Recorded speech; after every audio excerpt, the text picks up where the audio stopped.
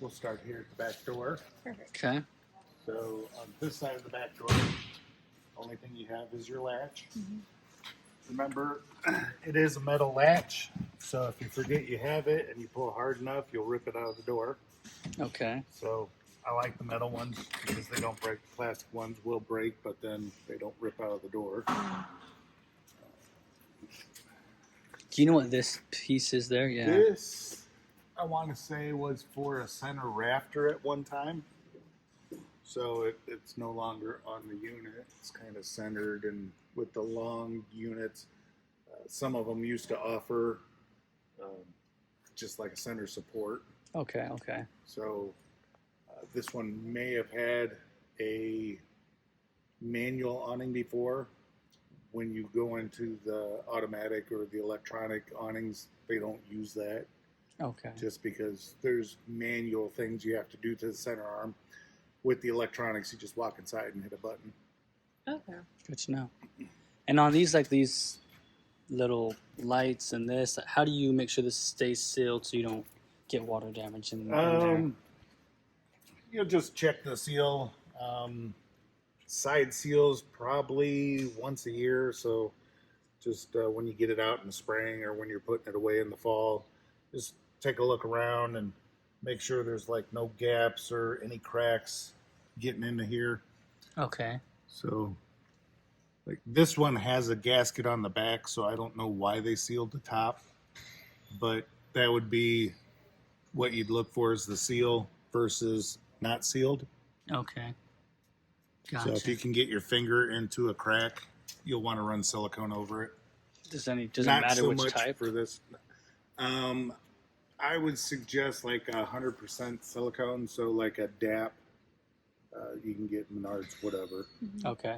Just make sure it's 100% silicone. Right after you apply it, it's waterproof. So if you happen to do it and it starts sprinkling or something, you don't have to worry about it. Okay. So 100% DAP. Yep. But you were going to say this did not need... It does not. Okay. If you were to take these screws out and you pull it out, there's like a foam rubber gasket behind it that seals it up. Okay. Some people just get carried away and, well, this is, something on the side. We need to seal it. So it's down on labor rates if you ever have to take it in to have it fixed somewhere. Okay. They You just pull take the out 4 those screws. That comes off. All the electronics are behind the door. And that's just the furnace. Okay. Yep, just Perfect. the furnace. It already has the bug guard on it, so you don't have to worry about the Japanese beetles getting in there. Okay. That's good. That's good. No filters, nothing to worry about, nothing you have to change. It's just all pre-programmed from the manufacturer of the furnace. It's Okay. one speed on the thermostat. You just turn it on, set your temperature, forget about it. Okay. And what's off of propane? Yep. Okay. Do you know how much it uses roughly? I mean, Depends on your ambient temperature. So the colder it is, the more it's going to work, the more it's going to use. okay. So it's just kind of a trial by error. So Okay. if you are going out in colder weather, you can switch from, I believe it had 20-pound tanks on the front. You can go up to a 30-pound tank. Okay. If you're going to some place and going to stay a month or two, if you're traveling, and a lot of the campgrounds that are open year-round offer like 100-pound cylinders that you can hook into your camper. That way, you got 100 pounds there. I think that equivalates out to about 25 gallons. So less filling. Mm-hmm. And when you do run out, they'll come out and switch it for you. Okay. Good to know. So you have some outside speakers. So your radio will play on the inside and the outside. The Okay. radio should have a selector switch for A and B or inside outside, depending on the radio. So that way, if it becomes quiet time, you can shut the radio off outside and continue on the inside. Mm. If you have little ones or anybody staying with you and the festivities are still continuing outside, you can shut the speakers off on the inside and keep the radio going on the outside and continue on. Okay. You have an outside outlet here. is Okay. GCFI protected, which is all centrally located to one GFI, just like what you would find in a house. They are usually located in the kitchen or in the bathroom. When we get inside and find it, I'll show you. But anything outside of the unit or within 6 foot of water source will be GFI protected. So whichever outlet first has the GFI, it will be that one first in line, and then it hits every other receptacle. So even though this is on the outside, if it's not working, it's the GFI on the inside. You reset that, it'll reset this one, anything else that's not working in there. Okay. Good to know. So you do have a TV mount here. You probably have to go on the internet to find another TV mount to it. The inside TV may transfer from inside to outside, but we'd have to look at that. A lot of the campers used to utilize that, so you only had to have get one the one. TV, Yeah. Right. and then you could take it and bring it outside. So when we get inside, we can look and see if it is transferable. If not, then you can get a second TV if you want and hook it up out here. You'll have your 110 plug-in for the TV, and then that is the antenna system / cable. So you can plug your TV into the system. You'll get reception out here. Okay. Freshwater fill, so that's the gravity fill. If you are going someplace that does not have water and you need to take water with you while you're at home, some gas stations have a hose. You'll just take a garden hose, put it right in here, turn your water on. As soon as it's full, it will spit out at you through this little vent here, and it will also backflow out of here. Okay. So as soon as you see the water coming out, you know it's going to be full. Okay. If you pull your hose out, you want to run away because it'll burp, so it'll squirt water 10 Gotcha. foot away. Okay. It's going to be your other speaker. You do have an awning light or a patio light that's out here. This one is kind of dim, but the dimmer lights keep the bugs away. Ah. I did not know Good that. to know. Yeah. Both your sets of steps will be the roll-up steps. So the first step will roll up on itself, and it just folds into place. Travels down the road like that. When you're ready, pull it out, pull that out. It's ready to use. Okay. Any sort of maintenance you need to do with those? Keep them. I would lube any moving parts, WD-40 or whatever, maybe once a year. When they start getting stiff, they get almost impossible to move. So any moving points, you'll have the rivet here, you have the arm here, which connects to there, and then you also have that center bar. Okay. You can see somebody sprayed some white lithium on there. Uh-huh. So you can use white lithium. The problem with the white lithium is it picks up dust and dirt and dandelion. And so if you use something that's not as oily, you'll have less chance of it gunking up. Okay. Both your doors will have the slider on them. So that just, when you're inside, keeps the bugs out. But when you do go to open it, you'll have to slide it open to get to the handle. This handle actually keeps it locked to the outside door. So that way when you open the door, it's not a separate screen you have to open. Everything will come open. And then you'll manually have to take the screen door away from the entry door. Okay. And they were saying something about the door might need to be adjusted. Did they mean the latch or the hinge or? Oh, that one seems all right. Looks like they sprayed the white grease into there also. Okay. I normally just WD-40. Okay. If you keep the latches well oiled, then they pretty well close on their own. You don't have to slam them. You don't have to hold the handle open to get it to close. And this one has a Little hook thing. Yep. And that one will be a 90-degree because your awning arm is actually behind the door. Okay. So if you have your door all the way open It is, yes. Yep. and you try to run your awning out, then Yeah. it gets in the way. Gotcha. This unit does have a 110 receptacle up by the awning. Also GFI protected. They don't do that much anymore.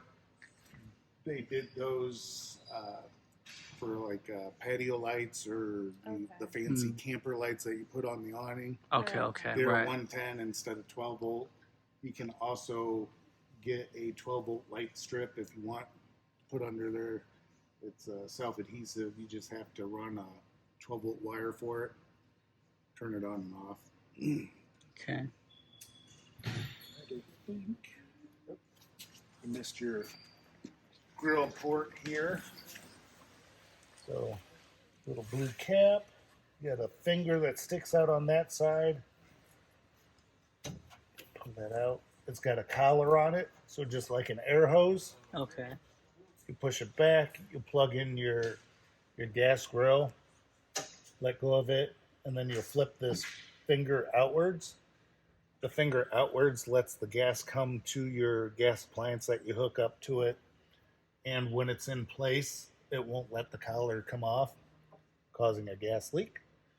So when you're ready, So you just you rotate shut it off, through. Okay. unclip it, and then just pop your little cover back on. And what's that little white Um, thing down there?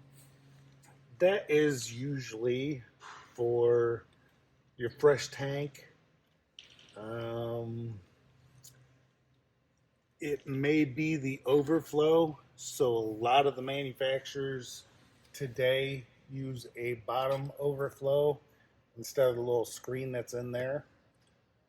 So if it doesn't weep out when it's full up here, it'll come out down here. Okay. So your tank is essentially right here then? Yep. It won't be very far from the fresh tank fill. So Okay. pretty much that's direct inlet to the tank. Okay, okay. Gotcha. And then as far as the tires and stuff, I mean, they look fairly new. Are they? They do look new. Let's see.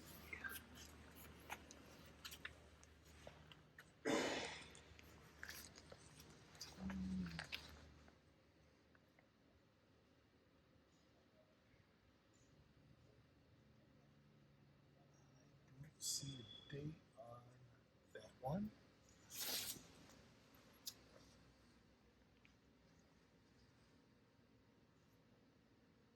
There it is. Week 10 of the year 23. Okay, so they're basically. So they're about Pretty a year new. old. Yeah. Yep. Okay. And then as far as the stuff, You don't have to oil anything, lube anything. It's all, they have brass bushings, so there's no maintenance that you have to do to the suspension itself. okay. The wheel bearings, depending on how much you travel, I'd probably have them checked every couple of years. Okay. Were they checked like by you We guys? go through them. Yep. We Okay. go through everything. If they need to be redone, then we repack them. Okay. While we have the wheel apart, we'll check the magnets and the brakes and the drums. So everything's up to code DOT.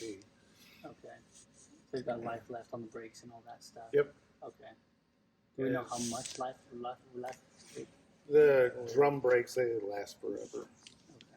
Okay. The only time that you really see a brake needing replaced, if it's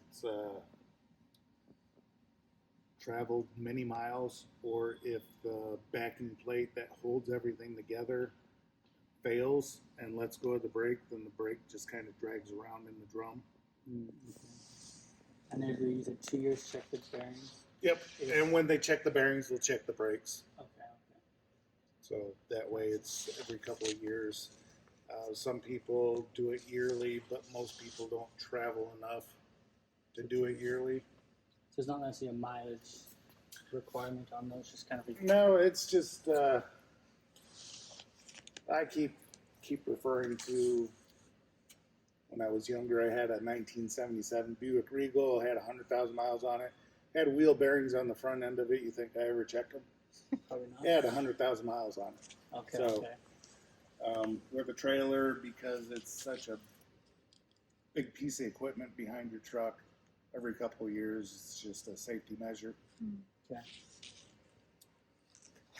That makes sense.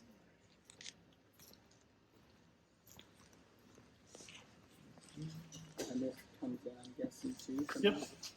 Lift up, and I usually, you can see the shadow over the door, fold it over the door, so that way if your door does pop open going down the road, it's locked in place. Oh, Good to know. it's a good little. And you just go up. Like that. Okay. That's easy up and over. It's also fun when she's inside. If you want, you close those and she can't get out. Hey. Right. So on four corners, you'll have stabilizer jacks. Okay. These are what are called scissor jacks. So they are not meant to lift your trailer. They are just to stabilize. Okay. So when cranking them down, once you notice that it starts moving the trailer, you want to stop. Okay. They do take a little bit of abuse, but if you try and actually lift the trailer, they end up bending, and Okay. then you just have to get new ones. What size of a jack? Or can you, I've heard people can use like drills to drill them down. Yes. So use a what's drill. It's a 3/4 inch bit. Okay. Don't use an impact. One of the drills that tat tat tat tat. That's Okay. hard on them. Okay. So just use a regular drill. Like a drill. chuck drill. Yep. You Okay. can use cordless drill. The cordless drills, they have clutches built into them. So when they get enough pressure on them, putting them down, you'll hear the clutch and the drill start to ratchet, Okay. and that's as far as you need to take it. Okay. So 3/4 of an inch. Yep. Okay. And I was wrong. You already have 30-pound tanks on the front, so you don't have the 20-pounders. So that means each bottle weighs 30 pounds, or is that what's the? Yes. Anything on 30 pounds is what it will take. Okay. So on here, it'll have a TW, which is a tear weight, 24 point, I think that's a 9. So when it's empty, no gas in it, the tank, all the welds, the paint, that's what it weighed, was the 24.9. 24.9. So when you get it filled with 30 pounds, it'll actually take it up to 55 pounds. So 55 pounds per tank. Yes. Okay. Good So, to know. 55 pounds. Okay. And all, that all comes back to how often you use it during Right. temperatures. I had 30-pound tanks on my old camper. We didn't use it a whole lot. I filled them up once, Okay. and Because your furnace, stove, fridge, they all use propane. Water heater. right, the refrigerator will probably double as electric, Okay. and we'll have to look at the water heaters. Some of the water heaters will double as electric also.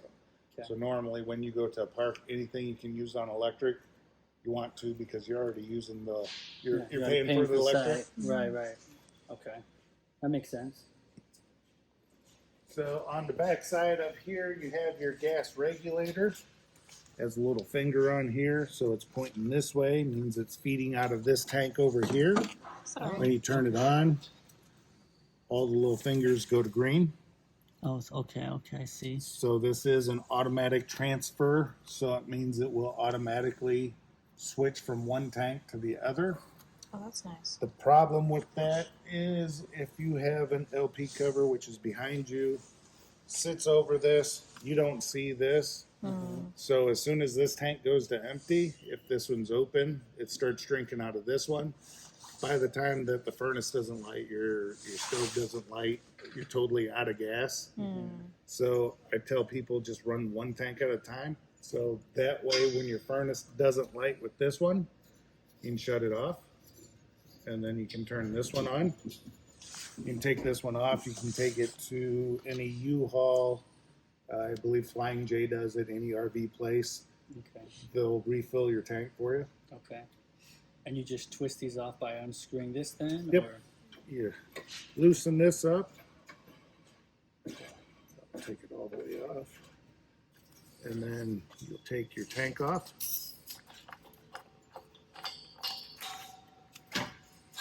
That comes right out. Okay. And then just by closing this knob, you were able to not use the. Right, it holds gas pressure. Okay. So it doesn't, if you have this one on, which this one is on, it doesn't flow out of here causing a gas leak. That's good. If you do get it to flow out of here, you've got a bad regulator and need to replace it. Okay. Was that checked? Are you getting as well? Yeah, we do a LP gas check, Okay. and that one does seem low. He is way empty. And this one does too. We will have somebody get gas. These things are light. Yeah, they're light until they're full of propane. Right? Yeah. Isn't it weigh like what, 55 pounds? Yeah. 55 pounds. Okay. And Todd was saying this jack wasn't hooked up. I don't know. Looks like that's the cord for it. So Guess we just wanted to make sure it was it working. worked. Yeah. Right, right. He pushed these buttons and was concerned. I think you're supposed to have a battery too, so. We brought a battery. Okay, you as brought a battery? Yeah, yeah. A 12 volt Optima, yellow cup Optima. So then,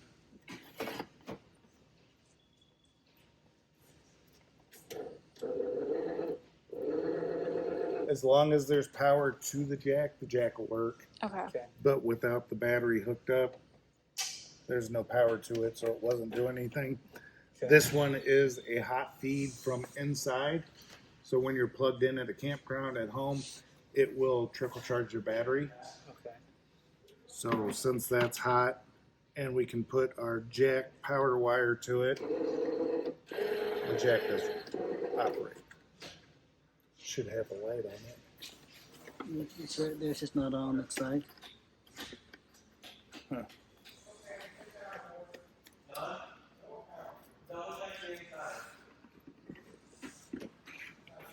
So you got that's hot. Is the white one neutral or? That'll is it be ground. This one should be ground also. This will Got be a whole hot. set of wires. Yeah, it's hard to say what people all have in this stuff. So that'll be a hot. And that'll be a ground. So once we drop the battery in, everything should be fine. Okay.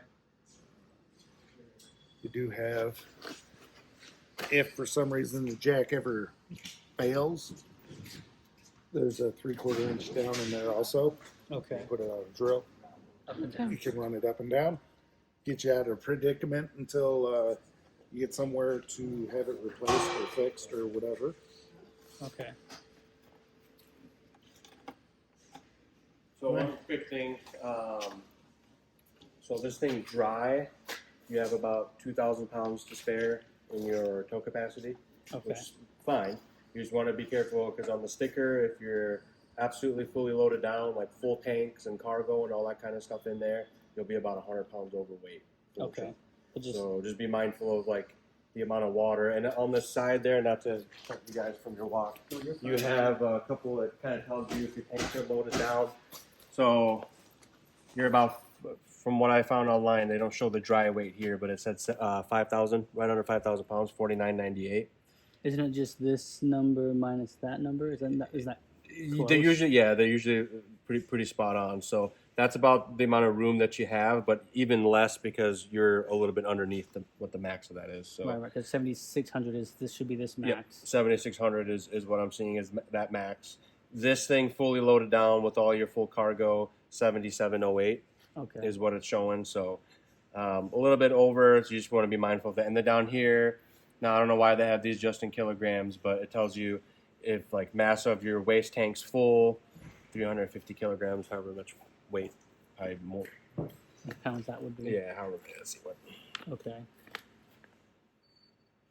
Does that does having the hitch on there affect the towing capacity, or is that payload capacity? So a little bit. I mean, your payload, but you're talking what 50 pounds, whatever that hitch weighs itself. Okay. But what that does, it's more of your weight distribution and sway that hitch is affecting. Okay. Okay. So it basically is distributing the weight from being on just that one point on a ball. You'll see it when it's installed. But those bars that go across are taking some of that weight pressure out of it. And it makes more sense when you see it all installed. Okay. Okay. But that's more to keep everything riding level and not swaying all over the place when you're going down the road. So that's what that's for. That doesn't really affect in any real tangible way what you can. It doesn't make it tow more or less. I mean, you've got about 50 pounds less of payload because that on there, but those bars take out some of that tongue weight as well too. So it almost cancels itself out. Okay. So it's kind of negligible there. But Okay. this here is just kind of what you want to pay attention to. So the 771 pounds is what if your tank is full. 700. So one more time on that number. Sorry. So 250 kilograms, 771 pounds. If the tanks are full. Yep. So your waste tank. Waste tank. Waste tank. If your So waste just tank empty is the- Oh wow, That's a lot So- of waste. that's a lot of waste. Yeah, well, so you think regular water itself is about 8.2 pounds per gallon, Okay. and the waste is going to be obviously more per gallon. And I think these things have like 50, 60 gallon tanks for the waste, and they're pretty large for what it is. So if we're traveling with empty tanks, Yeah, if you're That'll- traveling with it, now you got to also keep in mind how much cargo you have Right. in there. But Is there Okay. a rule of thumb on how much? That sounds like me. Because obviously you want to be at your max, I doubt, right? So is there a rule of thumb you should be under to Every time I be go out there, safe it and all is. that? on the road? well, so they're rated to work up until that weight rating. If you start going over that, you start to see. Obviously, you don't want to, right? You Right. start to see the truck doesn't. The steering starts to feel a little different when you're overloaded. The brakes are going to take more wear and tear on your truck, that kind of stuff. And it's not going to be sitting very level either once you start to go past what it's rated to tow. You'll see the front end of the truck kind of kick up, and it'll do that regardless with the weight on the back because you put weight on that rear end of it. Right. The sway control is going to take some of that out and level it out, is kind of find that happy medium between the two. Okay. But yeah, the less extra weight you have in there is always going to be better. I tell, even if you had like 5,000 pounds of room to spare, I tell you not to really drive around with fully loaded water tanks and waste tanks. Okay. It makes sense. I mean, think 700 pounds a tank, call it, and you got 3 tanks in there at least, so yeah. almost close to 2,000 pounds worth of stuff that's in those tanks. You're pulling that around, wasting extra fuel. Right. And then, if you're full and you're making turns and stuff, that weight sloshing around in there will make the camper kind of shimmy a little bit and stuff. Most people don't ever ride around with them full unless they're just going somewhere nearby to dump it. People will have like a quarter tank of water in there just in case they need to pull over on the side of the road, use the bathroom, something along the lines of that. So, again, we're only talking about 100 pounds with this fully loaded, but you also want to make sure you're not overloading this thing either, Yeah. even if you have that spec. Which, Right. your normal camping gear, I mean, like I said, you've got, call it, to be safe, 2,000 pounds to spare with cargo on there. So you want to just kind of keep in mind. Now, clothes and stuff and some food don't weigh that much weight. It's mostly water. And if you start to bring a bunch of extra gear, firewood, that kind of stuff, can raise the weight a little bit. Okay. Yeah, if dry wasn't within, I mean, your dry is about 80%, or actually is about 70%, call it, of your max tow capacity. So you're within that happy range. You don't Okay. want your dry to be, much more than like 80-85% of what your max tow capacity is. So. Okay. Good to know. Good to know. Just wanted to make sure you guys were aware of that. You wanted us, my tech Pete there, just to verify that we were all within spec of what you can tow, which you are. You just can't have this thing full to the brim with water and Right. equipment and all that kind of stuff. You got to be a little bit mindful there. But again, like I said, 99% of the time you see a camper on the road, it doesn't have full tanks in it. Just with the fuel economy, the extra weight. Right. Most places, campgrounds, when you pull out of the campground, they'll have a dump station on the way out. Pull over. some Drop your events, grain, your black even bag. like, let's say you go to like a NASCAR race or something like that, they'll have trucks that come by, the big waste trucks, and they'll hook up to your thing and Let's We'll- just dump you out. dump you out Oh, before okay. you leave. So That's it's nice. kind of widespread. No one really wants to pull around with all that Yeah. weight and stuff inside Right. in their camper. So, alrighty. Well, I'm gonna let them get back to what they were doing. Let you guys get back to your Thank you. orientation there. Propane dump, please. Okay, I'll get them swapped out. That's good to know. I guess about the weight. Gun in the front. So most people don't travel around with wastewater. Right. So the only time you'll actually carry an extra water is if you go someplace that doesn't offer water. Mm. So you'll just have to take that water with you.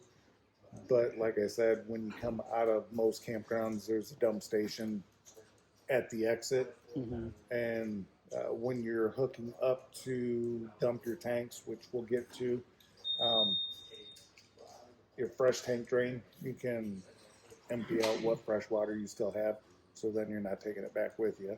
Right. So yeah, as long as you pack light, and if you do have quite a bit of stuff to take, if you put it towards the back of the camper, that'll keep weight off the front of the camper. Okay. So you won't be overloading the truck then. Okay. Good to know. Good to know.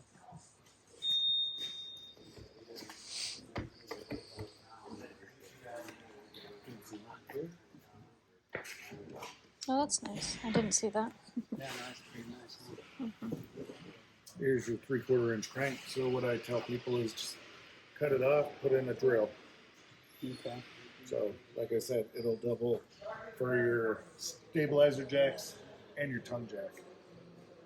Okay. And now I'm using this little silver thing off. What's that? Yeah, these seals are decorative. Oh, okay. So it's not really So- functional. They're functional as in making them look pretty, but your windows are sealed.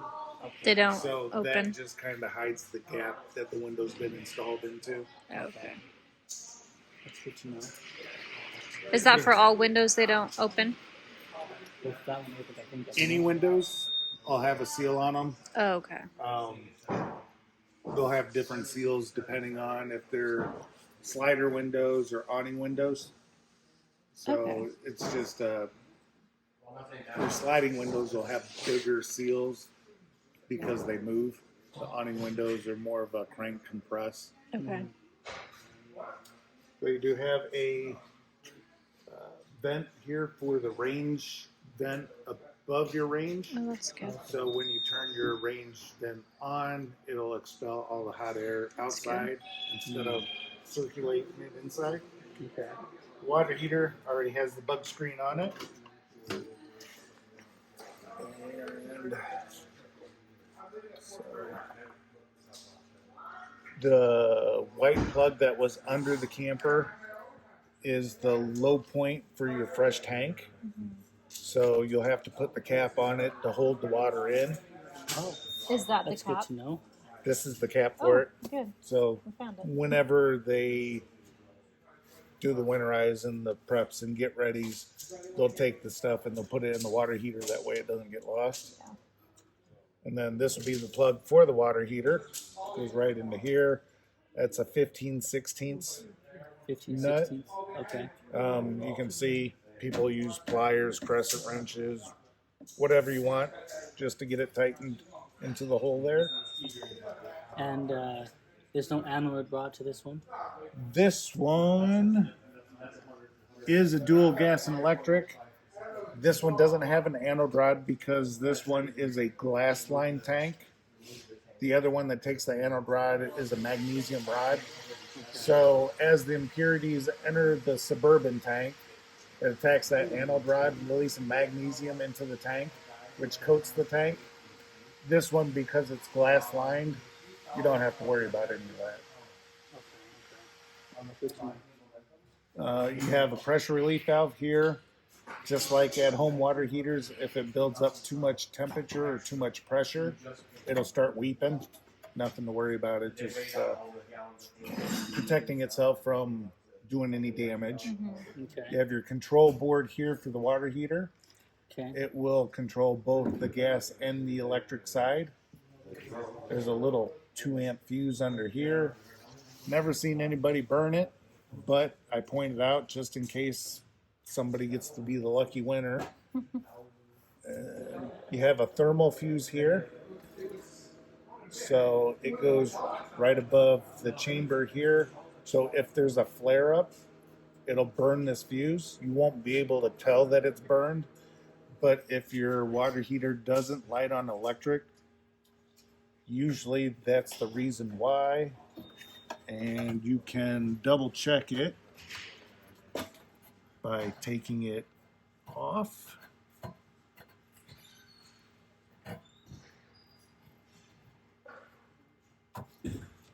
And if you plug it in directly here and the water heater lights, you know this is bad. And what do you get with replacements of these? You can get them online. You can buy them at RV stores. What's it called again? You said This is just a thermal fuse. thermal fuse. Okay. Yep. Gotcha. Is there any maintenance for the water heater that we have to do? No, No. there's no filters or anything. Okay. When you empty it and fill it, you might get a little sediment to come out of here, and that's pretty much all they have you do. Is there like sanitation that needs to be done on the tank itself, or? Nope, you can do sanitation if you want to. Okay. Most people don't. If you get online, you can get mixtures. I know some places did a mixture of so much bleach per gallon and then would suck it through the water pump into the system. I think there's some tabs. They look like Alka-Seltzer tabs, so it's like a sanitizer tab that you can either dissolve and run into your system, or in the gravity fill, you can just plop them in the hole and then fill it with water, Okay. and then it'll dissolve it. And you said the tank was it steel or was it? This is a steel tank Okay. with a glass lining in it. Okay. Good to know. Yeah, you got a locking hitch on there. You know which key it is? So it should be That one? not that one. It's the other master key. Not that this one. I had a heck of a time getting it off. So if we need to cut it off, that's fine. But we'll see if you can work the You're magic. telling the wrong person to cut it off. So your city water connection here, we've winterized it, so we put these tags over there to know that nobody's tampered with it. This is where you would hook a garden hose directly up. So if you go to a campsite that has water, or at home, you hook it up to the outside spigot, run the garden hose to here, turn your water on, and it pressurizes the inside of the camper. So you won't need your water pump. Your water pump is only for the fresh tank. Oh, okay, that's good to know. And then you have Wait, what is this water for? this is what they call city water. So they call it city water because you're using city pressure.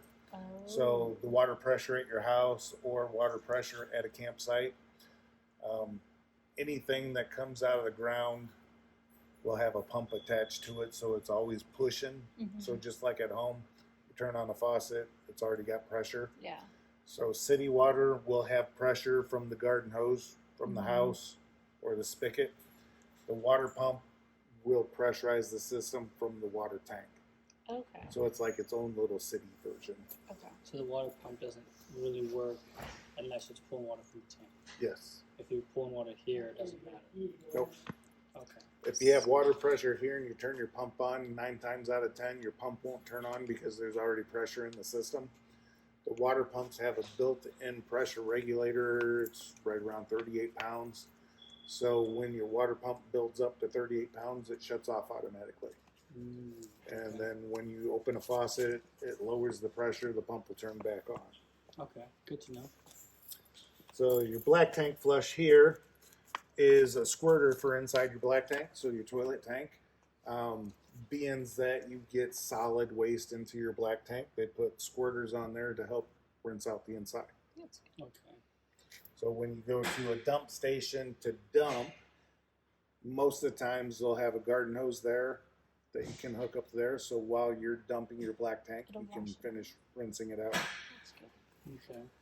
And then under here, that's where your sewer hose will hook up. Okay. Is this for the black tank or for the Both. both? Yep, both tanks will come out of one chute, so that's the nice thing. Well, unless I'm a liar. Is there this in black on the other middle of the day? I don't know. Okay, I can't see that one. So it may be two separate hookups because I only see one gate valve. And this gate valve has a silver handle, so that would signify that it's a gray tank. Okay. So this one, being in the kitchen area, I know is going to at least take care of the kitchen. Okay. So the kitchen will have a gray tank only. Okay. And then while we're down here, you have a 751 key, which is a very common key, so everybody in the campground will have one. But this is going to be your outside shower. It'll be just like the inside shower. It'll have hot and cold, and then a sprayer hose. A lot of times we'll put those out, so if you're out on the beach or something, you get sandy feet, you can come to your camper, rinse your feet off before you go inside. Okay. If you go to a fancy park, haven't been to one myself, but they have cable systems. You'll hook into their cable system here with just a regular coax. And from what I understand, the park cable is going to be like a hotel. So your room number will be your lot number. And then you'll just hook up your coax to their system, rescan your TV, and then you're getting their cable. Okay. Good to know. So the front side would be like if we're connecting the TV to outside. Yep, The outside and that one this. over there is if you have a TV outside. This one is if you go to a fancy place that Who's there? you're going to run some cable. Okay. And then these two little things. Those are down your there? low point drains. So Oh. those are the lowest spots of your water system. Okay. One's going to be red, other and one I will think be- the other one looks like it's white. Okay. So the white would be actually cold water. Red is hot for. Whenever you go someplace that has well water, spring water, some kind of water that's not treated, as soon as you're done using it, you'll want to get rid of it. So you'll empty your fresh tank if you put any into there. You'll empty out your water lines, empty out your water heater. Untreated water is easier for bacteria to grow in, and bacteria loves dark, humid conditions. So most of the time you're camping, it's hot out. Most of your lines are concealed in a belly or under a floor, under a cabinet. So it's just perfect breeding ground for them. So if you go to a place that you don't know how their water is treated, if it's not a city water, just get rid of it. Okay. And you just twist those tabs Yep, then? it's just just twist a little cap Okay. that goes up into there. So it'll be the same kind of plug That's that. as this. You just twist him off. So, yep, it just screws up in there and comes off. You'll have the nut part of it left up in there, but the plug will come out. Okay. And this one, if it's, so that's plastic for the water heater. Is that fine? Does plastic do hot water? Does it melt or anything? Yep, they've been doing it for years. Okay. That's Once they start doing like a steel plug, your steel's going to rust. interesting. So if you do an aluminum or a brass or something like that, it could have a chemical reaction with the plug here. So over years, it would corrode up and eventually be hard to get in and out. Plastic is easier. These are, you probably get them on Amazon for a 10-pack for like $3. Okay. So, Makes and the it nice thing about them being plastic, if you cross thread it, you don't hurt the water heater. It's just a plastic plug. Throw it away, get a new one. easier. Okay. Good to know. You said that was a 360? That one is a 15/16 outside. It'll probably be, I don't know what the terminology for the threading is, but it'd be like a garden hose or a black pipe, steel pipe threading. Okay. So I know your garden hose threading is a little wider, and your black pipe is a little bit more of a tight thread pattern. Okay. So if you end up messing up your plug and you're out camping somewhere, you could stop at a hardware store and pick up something to get you by. We're gonna have to cut it off. Okay. I can't even get the key to go in if so much crap in. Yeah, that's what I was thinking of. I couldn't get it to put out either, so that works. I bet not.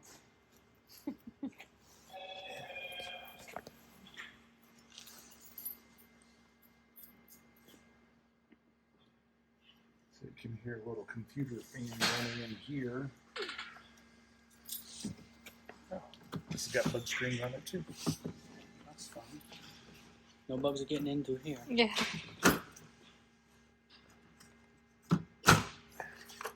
All right, so that's the back of your refrigerator. Really not a whole lot to do out here. This has a recall kit put on it from years ago. So there is a little thermal fuse down inside here. Okay. If it ever builds up too much temperature, it cuts the power to the fridge. No longer a fire issue. Okay. So that is something that they started doing, I believe, back in 2015. And the new refrigerators are actually incorporated with it on there. And you said that's this yellow thing here, or Nope. It's going to be these red wires. okay, So if you look right in there, there's a thermal disc right here. okay, And from the thermal disc, there's a thermal fuse down in there. okay. Gotcha. So There's- that's similar to the water heater. Right. Okay. There's a little knurled knob here. Oh, sorry. What knob? A knurled knob. Knurled So knob. it's got little texture around the knob. Okay. So on the end of it, you can see a little line that runs this way. Yes. That means that the gas is flowing in. Okay. If you ever develop a gas issue, you can take and switch it. The line runs up and down, cuts the gas off from the burner. Okay. That's that little knob there. Okay. I've never heard of anybody having to do it, but it's one of the safety things that they put in there. Okay. So your refrigerator runs gas or electric. So this is an absorption refrigerator. It uses heat to cool, which sounds really weird, but it works. I love these refrigerators because you have two different power sources to choose from. Most manufacturers these days are going to the new 12-volt refrigerator, so you have one power source, 12 volt. Mm-hmm. If something happens to that 12 volt, there's nothing else you can do. Mm. This one, if you go somewhere that doesn't have electricity, you can run it on gas. If you go to some place that does have electricity, you can use their electricity and save your gas. Okay. So And does that work off of 12 volt, or is that off of? it runs 12 volt for the brain. All the brain decides is, am I going to run gas or am I going to run electricity? Okay. And the electricity, is it running off of your battery or off of The your? 110 electricity is from a plug-in. Okay. The 12 volt that it uses will be off the battery, or if you're plugged in somewhere, your converter charges the battery. So then it's essentially using electricity to charge the battery to work for it. So if you were like traveling and you wanted to keep things cold, do you use? Your truck, did your truck come with a 7-way on the back of it? It does. Yeah. Yeah. Did it come with the brake control? It does. Yep. Okay, so then you're going to have what they call a charge line. Okay. So running down the road, your truck will continuously charge the battery. Okay. So it's okay. You can run with the fridge on, going down the road. And keep I'll your just stuff pull from the battery, and then it gets charged up a little bit as you're going down the road. Yep. So So you don't it's have to use just your gas. a circle. Okay. Right. Right. As this uses it, the truck puts it back in. Okay. Okay. I don't know if I might not have heard. Do we switch from electric to propane, or it just is like, oh, I'm plugged into electric? I will show you that inside. Okay. Usually there's two settings. There's auto and there's LP. Okay. I tell everybody just leave it on auto, let the fridge decide what it's going to do. Because if you have it on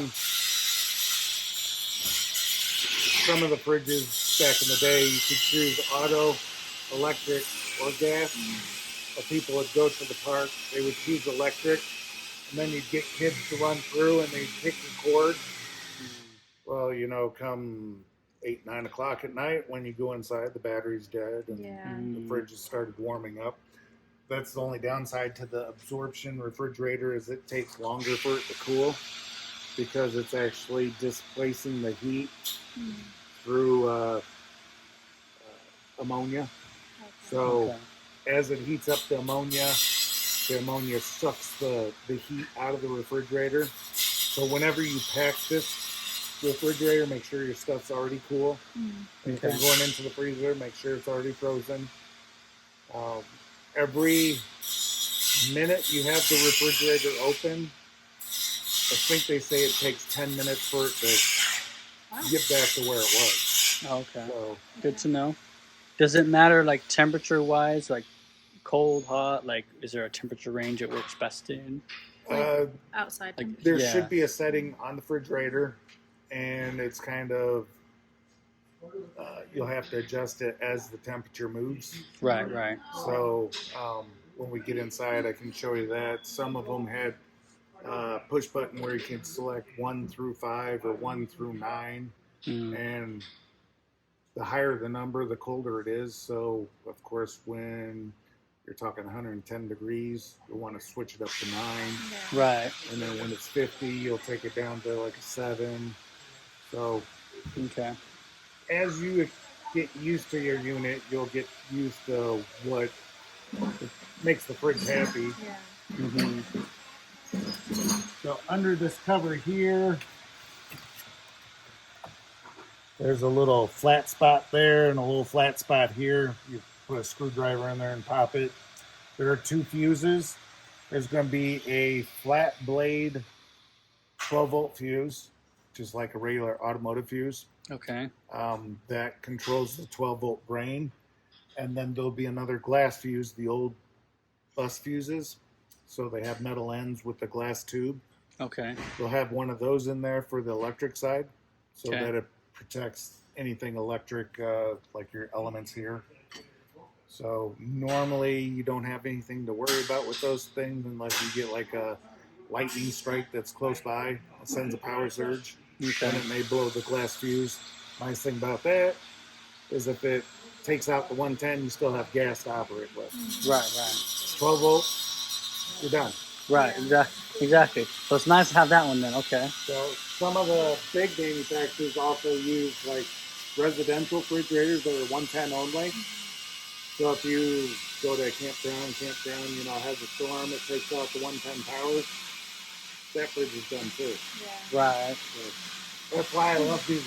Does this ever need to be like dusted out or cleaned out to keep Yeah. it running smooth? You'll get the cobwebs Yeah. in here and stuff like that. Most of the time you just come out with like a compressed air can, give it a quick blowout. Okay. Nothing too thorough. Yeah. I mean, everything's protected. Yeah. Right. And there isn't any sort of like, if it gets too cold outside, the fridge stops working kind of thing, or Yeah. Well, if it gets too cold outside, it starts messing with the ammonia's ability to take heat away. okay. But you're talking. I think we had a guy stay on our lot that worked here, and he didn't have problems until it started getting into the 20s. Okay. So, depending on where you go, most times your temperatures will only dip into the freezing for a little while, and then it comes back up. Right. So as long as it's between like 3-4 hours where it dips below 0 and comes back up, you'll be fine. Okay. You won't have water freezing. You won't have problems because once your refrigerator reaches temperature, it only turns on as it needs to. Mm-hmm. Okay. That's good to know. There's 30 amp power cord here. Comes with the camper. That's nice. They sell 2 different adapters. One goes from the 30 amp plug-in and takes it down to a 15 amp, which is an at-home plug-in. Okay. That way, if you're at home and you decide, well, we're going to go camping tonight after work, you can plug it in, get the fridge running, get it to cool while you're at work, pack it up when you get home and you leave. They have another one that would be just the opposite of this. This is a 30 to 50. So this is what you have is your 30 amp. This would be a 50 amp. I carry one of these with me. That's just the opposite. That way, this will have the fingers out. If I go to a place that only has 50 amp, I And can you can plug into adapt the it 50. to the 30. It's not going to blow any fuses or anything. Nope, because how these are wired, this one being 30, you only have one power. Oh, you don't have But the as extra it comes one. through here, it will Y out, and your power will be on both sides. Right, Doesn't mean that you can run 50 amp, right. but when you get to your 50 amp campers, their fuse panel splits off. So you'll have outlets, TV, microwave, water heater on one side. On the other side, you'll have GFI, refrigerator, another TV or something like that. So to Okay, power both sides of that, it has to go into the Y. Mm, When you go the opposite way, it'll take your two powers in, and one of them's actually dead. So then it only brings one of the powers in and powers up your okay. 30. Gotcha. So Okay. you can't fry anything with that stuff. With your 30 amp, you can run your air conditioner. Hooked up to a 50 amp, you can run the air conditioner. When you break it down to the regular 20 amp home outlet, Mm-hmm. you cannot run the air conditioner. Well, you can, but it melts the little plug-in. Oh, we don't want that. Okay. So your wheels are aluminum alloy. We torque them to 100, about 110, 115 foot-pounds of torque. It's already Okay. done, so you don't have to worry about that. Any checking you have to do or anything like that every so often? I know that. Well, since we've had the wheels off and put back on and they've been torqued, maybe in 100 miles or so, you want to just recheck the torque and make sure that they're all good. Right. And it's just a 4-way star wrench or Normally your trailers are either a 3/4 inch or a 13/16. okay. So if you have a 4-way, you can put it on there and Okay. And you make just sure. pop the cover off. How exactly? Is that just a screw? So there's a little screw right there. Okay. You back that screw out, and then this cover Is that just a will have regular? a finger this way. So Is that just a kinda- Phillips? Yep, Okay. Perfect. And then they'll just pull the. it'll kind of fold out because the screw holds it here, so it'll have a little finger over here to hold this side in. Okay. And you can just So you take pull him that off. out, and then it kind of goes that way, and it comes off. It'll be a 5-lug pattern. Okay. Similar This to. will probably be a 3/4 inch. Okay. Perfect. Looks like it's So then you another. got another sewer a outlet sewer, yeah. here, and It's got a black you handle. do have a black tank, which is going to be that one there. Okay. Black handle. Okay. This one has a gray handle here. Oh, yep, I see. So Okay. Yep. that will be your toilet. This will be your sink and shower. Okay. So when you hook up to dump, the first thing you want to do is dump your black tank. You get all the nasty stuff out of the black tank, hook it up to the sprayer. The sprayer will help rinse out the tank. And then once you're done doing that, you pull your gray tank being just the sink and the shower. It's going to pretty much just be liquid. It's Mhm. going to be body soap, shampoo, Right. hand Right. soap, whatever's in there. There's no gunky stuff. So when you pull your gray tank, it'll rinse your hose out. Okay. Okay.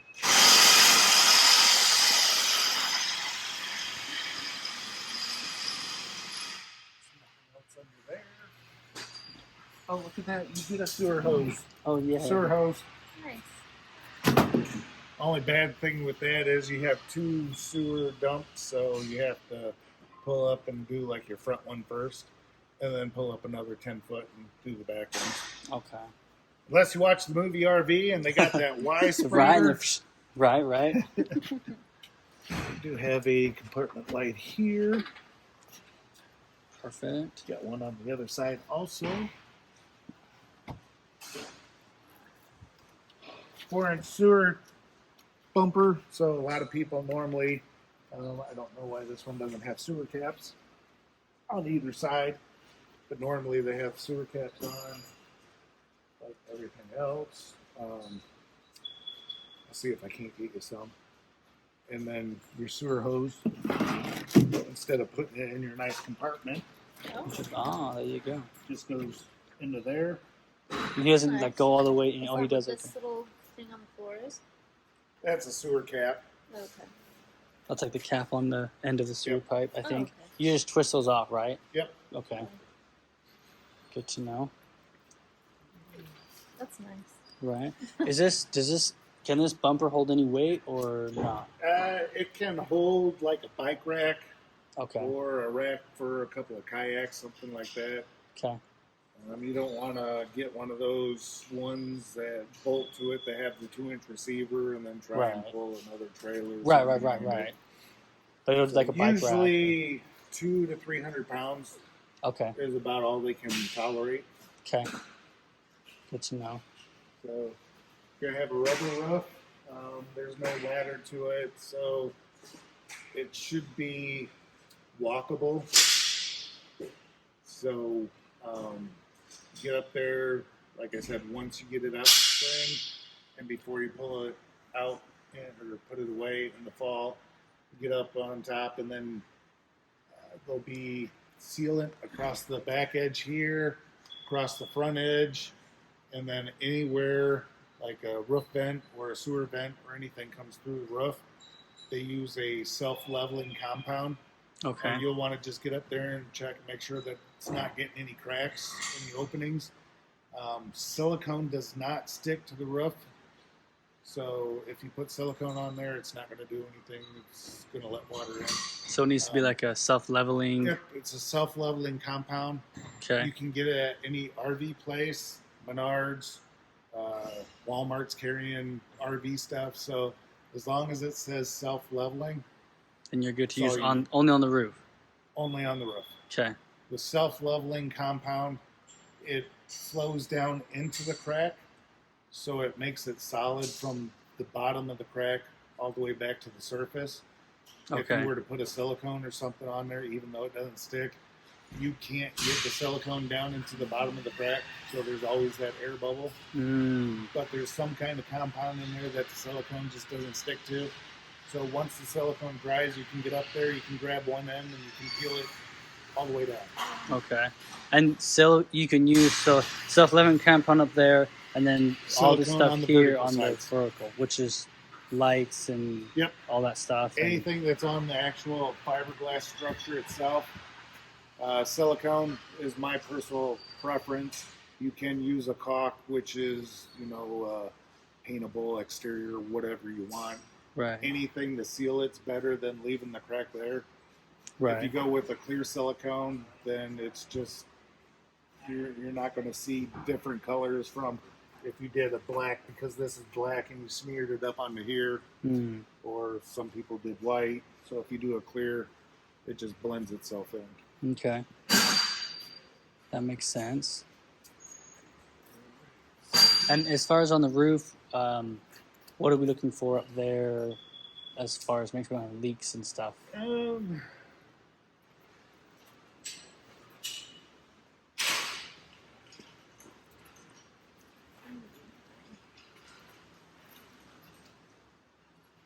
Leveler here. So this stuff here. Yep. Okay.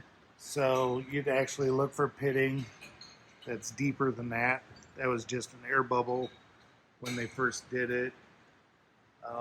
But if you see a crack developing, then you want to get the self-leveling compound, and you just go over the top of it. Okay, so you don't have to take this stuff off. You just go Nope. over it again. Yep, just clean it up a little bit. Mild detergent, alcohol, anything just to get some of the dirt off. Okay. And put it right over. Okay. And that's here, and then anything else All over around the there. sides. Okay. Around any structure that comes through the roof. So your sewer vents there in the middle, Uh-huh. the skylight, TV antenna. There's quite a bit up here. Yep. Anything that's screwed to the roof will have the sealant around it. Okay. And you'll just want to get up here twice a year and make sure that nothing's going on with it. And you can walk on this any way you want? Yep. Okay. Sounds solid to me. Okay, so just kind of walk around there, and okay, Yep. makes sense. I Okay. usually walk the perimeter. Okay. That way, if you did develop a leak, water is your worst enemy. Once water starts getting in, it'll soften up the wood, and you'll start feeling soft spots. Mm-hmm. So if you walk the perimeter, that's everything that's sealed. Gotcha. Okay. And this was checked, I would imagine, and stuff with you guys. What's that? That was checked. This was all checked and stuff Yep. with you guys. I Okay. think we do like a 78-point inspection. Oh, nice. Okay. Well, good. Good.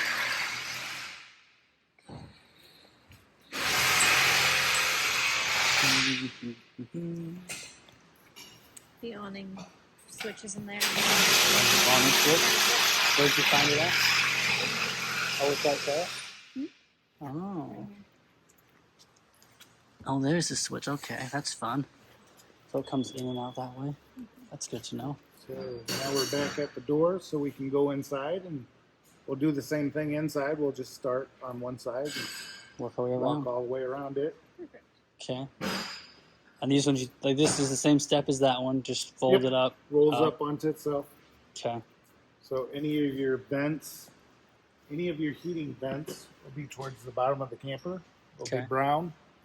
Any air conditioning will be in the ceiling, and they'll be in white. Oh. It's nice. White. Right. Mm-hmm. Okay. Light switch right here for entry into the camper. And I'll let you guys go up in there. Watch the TV hanging out in the middle of nowhere. Right. It's like a small little TV right in the way. You can't find those anymore. No? No, I was looking for one for my wife for the kitchen, and I had to buy her a 24-inch. That might be a 24. So you have your remote for the TV. Any place that you go outside a certain viewing area, are you guys local here? No, for Virginia. Oh, well, you're So- going to have to scan your TV. So all the TVs and stuff have been pretty much programmed here. We'll turn the TV on.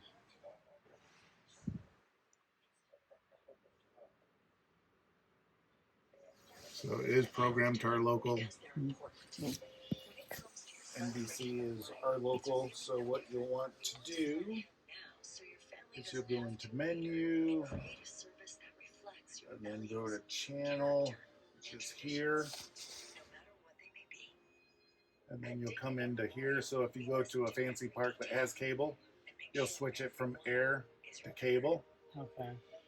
And then when you guys get home, you go into the auto scan, you just hit OK, and it will start scanning the channels in your area. Okay. So anytime you go anywhere outside of your viewing area, you'll have to rescan to get channels. Okay. Good to know. Turn that off so we don't have to go back through it all. Then put this up in here. That way it doesn't get lost. We're gonna have storage above. We'll have a small hanging closet in there. Mm-hmm. So if you ever have issues with any of your appliances, they put a nice sheet here. Manufacturer, model number, and if it's available, serial number.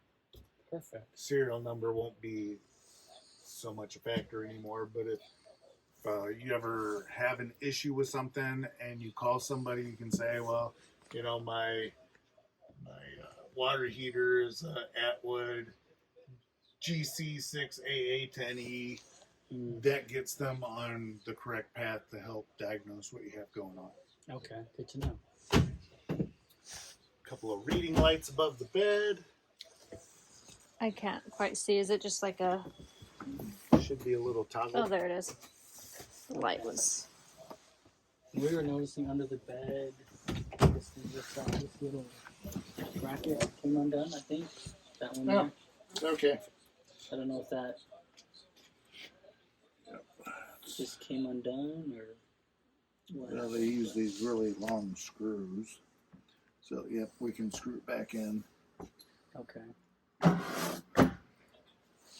And I see an they? outlet here, Um, there. I don't know what the term is, but can it hold itself up? It's supposed to. Okay, once that's A in. lot of times it depends on the comforter that you put on. A lot of people switch to a different type of mattress that's more comfortable. They're usually heavier, so it turns more into an assist instead of a holder. Gotcha. Is there a weight rating on these? On the Like the struts, I guess, or this black piece? Like, is there a certain weight they're supposed to not hold or hold? I know they usually go by how much PSI is in there, but a lot of times it's they say 60 pound, so that'd be 120 pound total. Okay. Okay. And then if you ever need to replace them or get heavier ones, usually you go to the automotive store, take one with you, because the automotive store will go by, is it a Ford, is it a Chevy, and you take it and you say, It's this. match it. Right. I've done it because they won't, so Yeah. Right. Okay. they let me go into the back and pick out my own stuff. Is this? I see it's like bolted in here. Is it bolted to the floor too? I mean, it It's looks. screwed to the it floor. feels sturdy. Okay, screwed to the So floor. normally everything's screwed together. It looks like either the manufacturer or the previous owner decided it was a better idea to bolt it, which it is. Mm-hmm. It's just when you look at the top of it, well, now you've got screw heads or bolt heads up there, Yeah. and some people don't like it. But that's the real only way to do it, because you know you're getting a good bite instead of just a half-inch screw. Right. Good to know. I'm going to have a vent up here, so crank it open. There's your AC vent. And turn it on.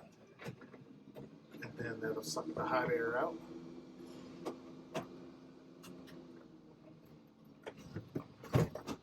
Oh. And while we're up there looking at the roof, I did notice shoe brick.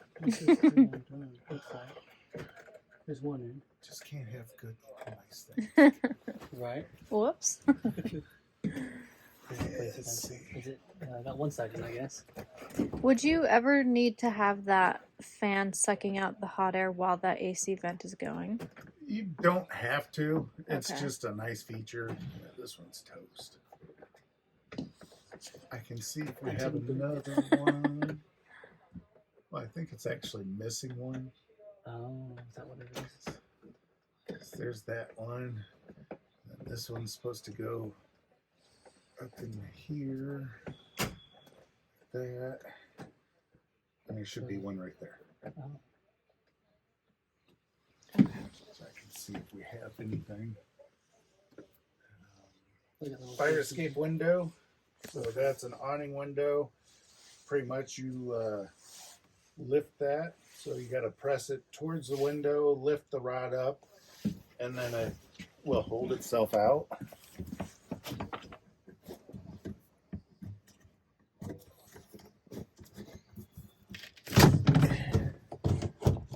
So that Okay. would be your window then. And you supposed to escape through that thing? Yep. So what you would do is you pull this. Oh, hello. This comes out of the way. This pushes all the way out, and then you flop to the ground. Okay. Good to know. Hope we never have to use it, but if we do, now we know. Well, if you can't make it over to this side, Right? The door might just be easier. and then these just have these little triangle tabs that will put it back into place. Okay. Is there a certain way to put those on? They just kind of press into place. So we'll start with the top.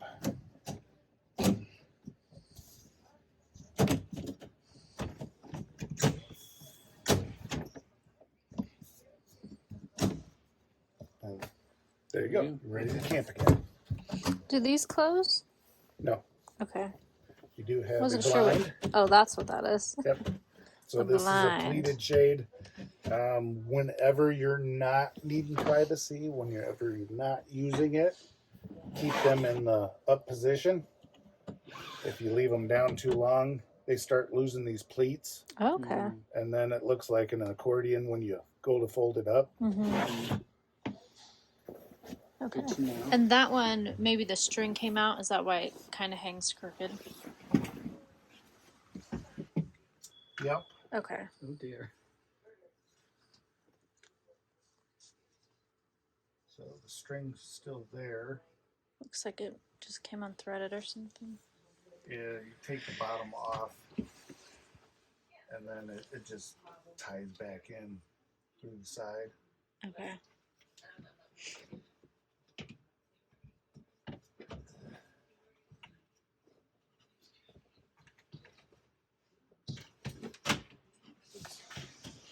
So also an automotive fence open. Looks like it looks good. Look at the little hook right Oh, here. and that side opens too. Did you see that? Oh, I didn't. Okay. Good Yeah. to know. Just twist open? Yep. Yep. Okay. Little hook. Yeah. There's got a light here. Okay. Oh, it has. So, yep, it's actually controlled with the switch too. So That's nice. Oh, okay. I was gonna say I this. don't know like- why some people turn them on. Right. I don't know. Got quite a bit of lights on Do these ever need to be like replaced? Like if they were to break, are they pretty easy to it. Fix. fix? It's just a pleated door, so Okay. some of the hardware stores will carry them for like a closet door. Mm-hmm. All you have to do is there's screws up in the center of the track, Okay. so you unscrew those, and then this will actually come all the way out of the track. Oh. It should be screwed in behind here. Maybe from this side. Yep, so there's a screw right there. Okay. So then you pull the screws out of there, that whole door will come Will off, able and to then you become can put a Okay. new fabric door up. And those are just. Those aren't Phillips. What is that? A particular Square type? head. Square head. Okay. So it's a S2, which is square two. Okay. 90% of your screws in this camper will be an S2. Okay. So Good to know, 'cause it's nice to have one of those. Did there Okay. used to be a Little- maybe? It looks like there's a little hole. It used to be. Okay. So if we wanted, we could So yeah, put something there you'd to hook probably on. go to a hardware store. Most of the stuff you can just get on Amazon. Yeah. Right. You put an accordion door catch, and it's just going to be like a little finger, but it'll be fat on one end and then come around. So when you take this, it actually just Like clips. kind Okay. of clips to it. Okay. And as far as these like cabinets, are they like solid Real wood, Okay. not real wood. So real wood here, not real wood here. Yep. So Okay. this is all particle board, I guess you'd call it, and it's got a sticker on it. All your doors are going to be real wood. Okay. So if you ever want to like paint them like this and this, is that an option? I guess. I've seen people do it. Okay. So, I mean, if you're a really good painter, I would say go for it. If not, then I would tend to stay away from it, just because if you go to resell it, if it's a custom color and it happens to get a scratch, the next buyer won't be able to match it. Yeah. So, Right. Okay. I mean, we've had units come in where they painted the cabinets, painted the walls, and it's pretty much just a lost one. Because I can't like change Right. anything without doing the whole thing over again. So Okay. I have had one come in where they did a really fabulous job and they painted one cabinet and the whole thing, and it was like an accent color. It looked really nice. Right. But if they scratched it and we had to sell it, and they'd have to paint the whole thing over. Yeah. An ID I could get from you. Yes. Thank you. Sorry to interrupt. Those are good.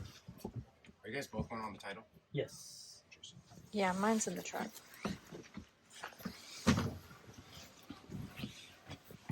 So this is real wood too. This door. Nope. No, fake. Yep, that's just like a plastic coating. Okay. Gotcha. And you got the trim. Yep, the trim's going to be fake. Okay. So it's pretty much just cabinet doors. Are they pretty strong, like the actual cabinet itself, or? Yeah, it's an actual, wood cabinet. If you were to go to a hardware store and you had name brand cabinet to pick from, or on-site exclusive cabinet, Mm-hmm. the exclusive cabinets would use not real wood. Okay. It'd pretty much be this identical cabinetry. The name brand stuff would have wooden faces, wooden doors, but then it would turn to particle board sides and maybe, if you're lucky, a plywood base. Okay. So it's not too far from being name brand stuff, but being that it's the RV industry and how quickly they build stuff and the turnaround, that they can't wait for specialty manufacturers to make all this stuff. Right. They're putting in the hitch or something, I guess. Yeah, it sounds like he's working on it. Okay. Bigger cabinet, hang some coats and stuff in.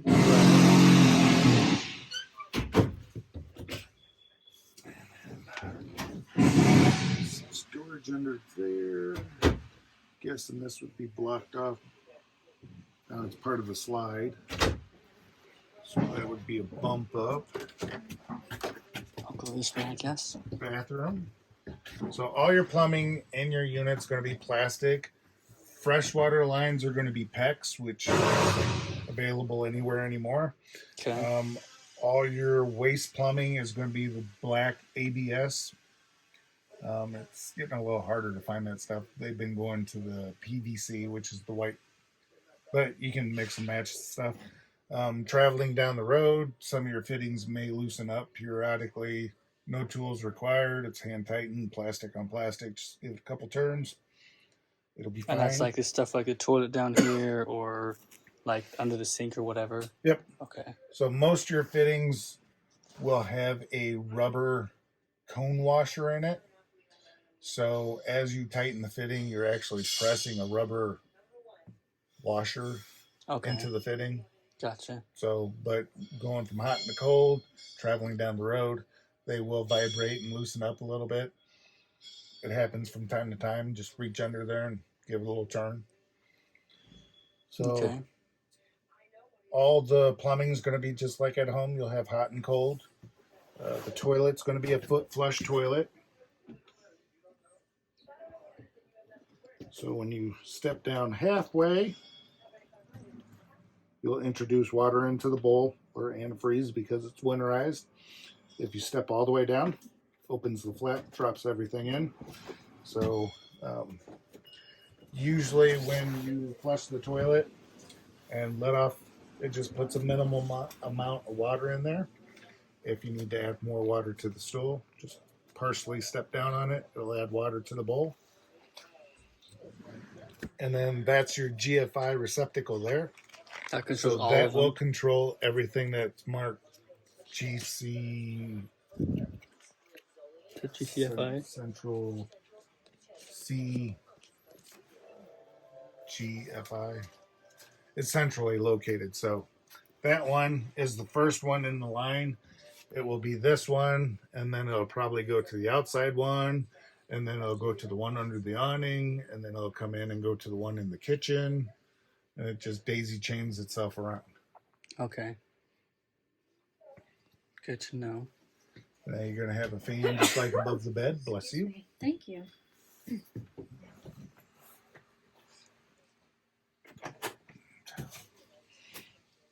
Oh, look at that. You have to turn that one on and off by hand. You have more storage. Medicine cabinet. And then You you've do got have a your- heat vent in there, so it'll be nice and warm on them chilly mornings. Yeah. Okay, so that's your skylight. Okay. Does any sealing need to happen around here at all? Nope, the base of the shower, the base of the tub will have about an inch lip. So that inch lip gets screwed to the wall, and then the surround gets sat over it. So it actually overlaps like that. You're not going to have water come up and go like that, so you don't And have that's to put that big. right here, essentially. Yep. Okay. So where that ridge is on the bottom of the shower surround So like is this pretty thing. much the lip of the tub. Okay, so the water's not gonna get behind there and No, make an issue. It would have to go up, and it's not that fancy. So Okay. Well, that's good to know at least. That's nice. Yeah. it just saves from putting that big bead of ugly caulk there, and then in 6 months it mildews and. Yeah. Right. Okay. Good to know. Good to know. That's just a standard shower. Can you change out the shower heads and stuff Yep. if you wanted? Just regular household, or does it have to be RV specific? That one, if you wanted to change the shower head, I would just take the shower head with you. That way you can match it up. Because some of the shower heads may have a little bit bigger of a hose that attaches to them. So as long as you take it with you, or you can search Camco. I know Camco, they'll do a parts walk with you, so they'll take you through the stuff we carry. Ask them for one of our catalogs, anything in the catalog. We have access to ordering. Okay. We may not have it on hand, but it can be shipped to you. Okay. So I know they just redid our parts store, and they've got all kinds of stuff. Good to So- know. Okay. That is smoke detector here in the hallway. Your thermostat for your furnace and air conditioner. So if you push it, it'll turn blue and it says off. You hit it again, goes to the fan mode. Right now the fan is set to auto. And switch it up, goes to low, switch it again, it'll go to high. The fan mode only really matters is when you run your air conditioner, whether you want the fan to turn off when it's done cooling, like at home. So when you're at home, when the air conditioner shuts off, the fan, compressor, everything shuts down. Or some people will keep the fan going on high or low. So when the compressor turns off, the fan keeps going, keeps circulating the air. And then when it needs to, the compressor turns on. You'll hear a little buzz, and then it starts cooling again. Okay. And this is the fan that runs off of the AC. Yep. So that won't work if you're not plugged into 110. 110. Okay. Yep. But heater will work. Yes. Okay. So this is just your AC. So anything that is needed to sustain life, heat, if it gets too cold, endangers life. Your refrigerator will run on the 12 volt and gas, so you'll have stuff to eat. Water pump's just kind of in there. Water heater's just kind of in there. But especially the furnace, once it gets so cold, you go into hypothermia, and then the RV industry tried to make it that if it was an absolute emergency, you'd crawl into a camper, turn the heat on, and it would work. Yeah. Okay. So we'll hit this again, it'll turn blue. Switch that, you get the little snowflake. We should hear. That was the compressor turning on. So now the compressor's going, it'll start cooling.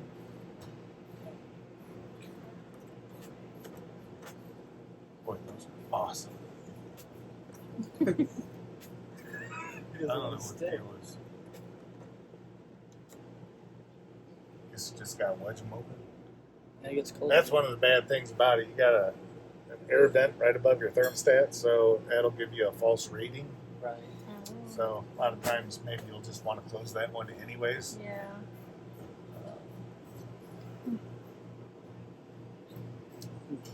That one doesn't have the air vent, so turn this one and feel that air starting to get cool. Right. Yeah, it gets cold, yeah. There's one right there, it looks like, too.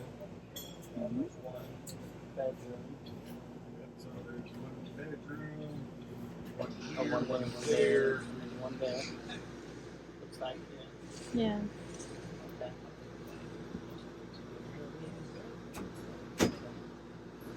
So we'll hit mode again, it turns blue, comes on, hit it again, it goes to does it furnace. heat? And right now it's at 75, but we don't have gas on the front of this, so it may turn on, but it's not going to do anything. So, wait for the gas. When you hit it again, it goes to the off mode. Okay. And after it sits for 5 to 10 seconds, the blue light goes away and it kind of puts itself to sleep. So Okay. you can hear that little hum there. That's the furnace fan running. There's no high, low, anything for it to do. Okay. Let's see. More storage throughout here.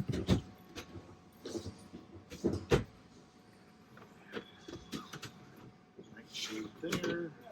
Same crank awning window. And that has a step under it so you can't store anything. But it does fold out to be a nice little bed. Is there a reason why this is here, like this box? This is above your wheel well. Okay. So they this slide is actually built up off the floor. So they just use the box to beautify it. Okay. Because the wheel is basically underneath there. So Right. It goes out flat. Right. If you would take the box off. Right. And you would it'd be about 12 inches into the camper and 9 or 10 inches tall. Okay. So, So it's like this one over here then? right. Yes. Yep. So they just do that to beautify it. Okay.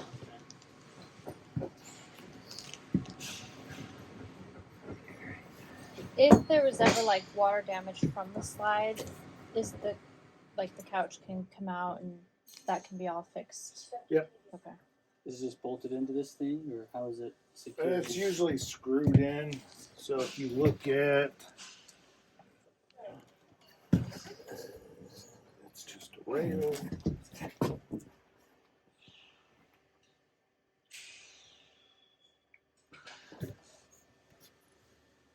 So there's one in the very back, and then there's another one right there. Okay. That's going to be a 3/8 bolt. Okay. So there's going to be 4 of them, one on each corner, Okay. and then that can come off. The slide mechanism is self-contained under this, so these buttons come off, and then there's a square head screw under there. You unscrew it, and then that cover will come off. So the slide, like in and out, like the motor and stuff is underneath this box as well? Yep. Okay.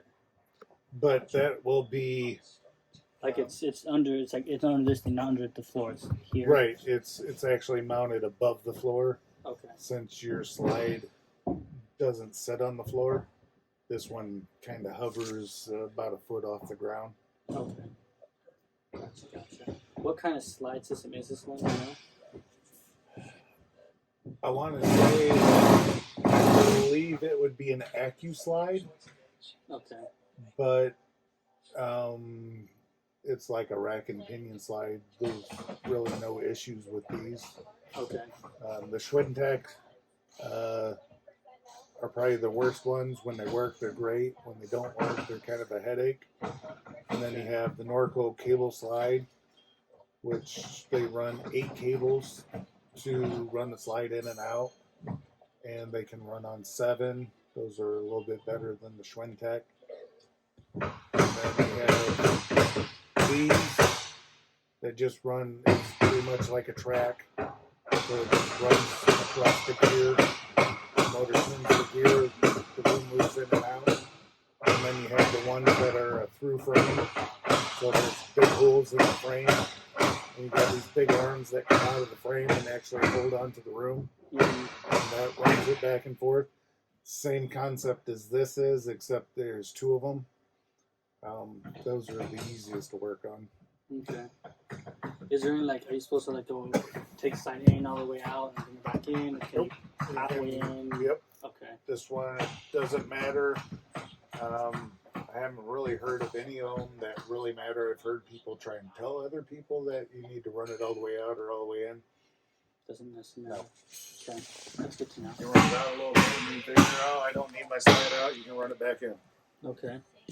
So under this cushion, it's all screwed down. Furnace is under there. It says it's not a storage compartment. This one, I wonder.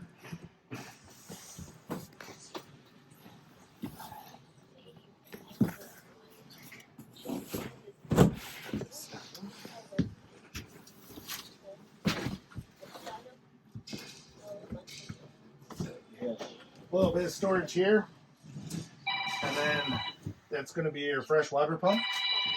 So whenever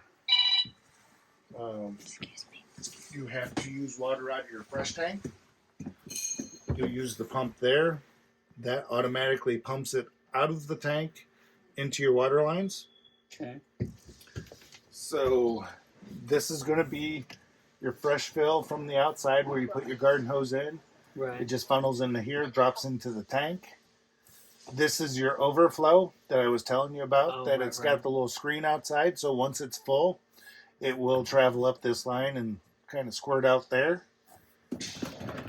Have Empty pipe. okay, so this is a winterization hose. Okay. So this is how we winterize the camper. Oh, okay. And because you guys are going a ways away, we're going to take this out. But I'm going to leave it with you. So if you do ever have to winterize your camper, it's there. Okay. This is out of your fresh tank. So we just plug that in. I just twist on. It just pretty much presses in. Oh, compresses. So Okay. it's got a little O-ring there. It's got this groove here that the blue lock goes into. So once you're able to push it in, it's sealed. Okay. So Gotcha. And you just basically just on the winterization hose, you just unplug the fresh tank, plug your hose in, you drop your other end with the bolt in it into a gallon of antifreeze, Okay. and then your gallon of antifreeze acts as your fresh tank, Right. and it sucks out of there.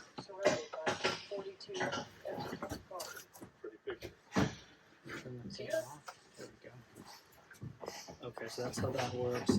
And then as far as winterizing on the water heater, you just pull the plug out on the Yep, outside. you pull the plug out, and Is there any other bypass you got to do or anything yes. like that? And I know it's up in there, so we'll have to look under the cabinet to see.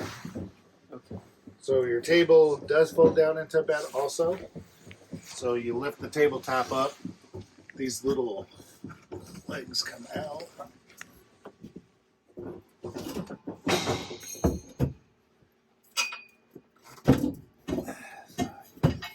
The leg out. There.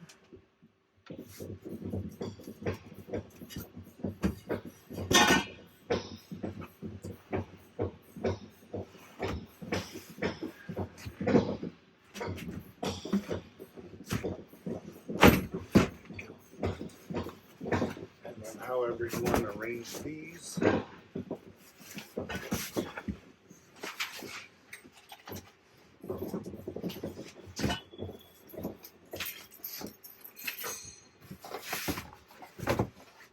Another bed. Okay. Good to know, yeah. And then we always travel with our table down. It gives us more room to throw stuff. Mm. True, true. You don't have to That's open smart. the closet door or anything. You want a sleeping bag. Right, right. Now they mentioned something like the floor is a little soft, but it's like it's a bit squishy. The floor Like on this particular. feels squishy, Okay. but I haven't noticed anything to jump out at me yet. Okay. Like right here feels pretty. You can feel the difference between there and here. You got a beam right there. Hey, Gordon, I'm having a problem with that hitch, so I'm gonna have to wait until someone gives me a hand with it Okay. because I can't get it to. I got brackets in the way, and I can't. Okay. Well, when I get done and take them inside, I can help. Okay. So what you have is a laminated floor. So this camper is what they consider a lightweight. Mm-hmm. So Did you have a battery? Yeah, it's in the back Okay. thing on the it's on the floor. On the cab? Yeah, in the cab. Yeah. So all of your walls, ceiling, floor have a frame in them. Okay. Not a frame like what you would see in a house where it's every 12 or 16 inches. On laminated walls, they put a frame in wherever they feel like it. So I can tell you right now, there's a frame right there because when you step off to the sides of it, it's not as solid, Okay. but that's because you're stepping on styrofoam. Oh. So what they do is they take a piece of paneling and they'll put it down. That battery ain't gonna fit in that box. Can we put it on the other side? Huh? Can we put it on the other side then, out of the box? Is it a 31? It's a 27? 27 battery and 24 box. You can just take the box off. And then need the box. I mean, doesn't matter to I me. mean, that's Well, how are you gonna strap it? wrap the strap around the battery. Huh? Wrap a strap around the battery?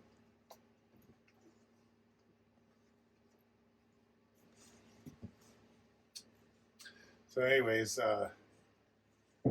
you have a piece of wood, and then they build an aluminum frame, and then most of the time, around the windows, around the doorways, around slide-out openings, there's always aluminum framework around that stuff.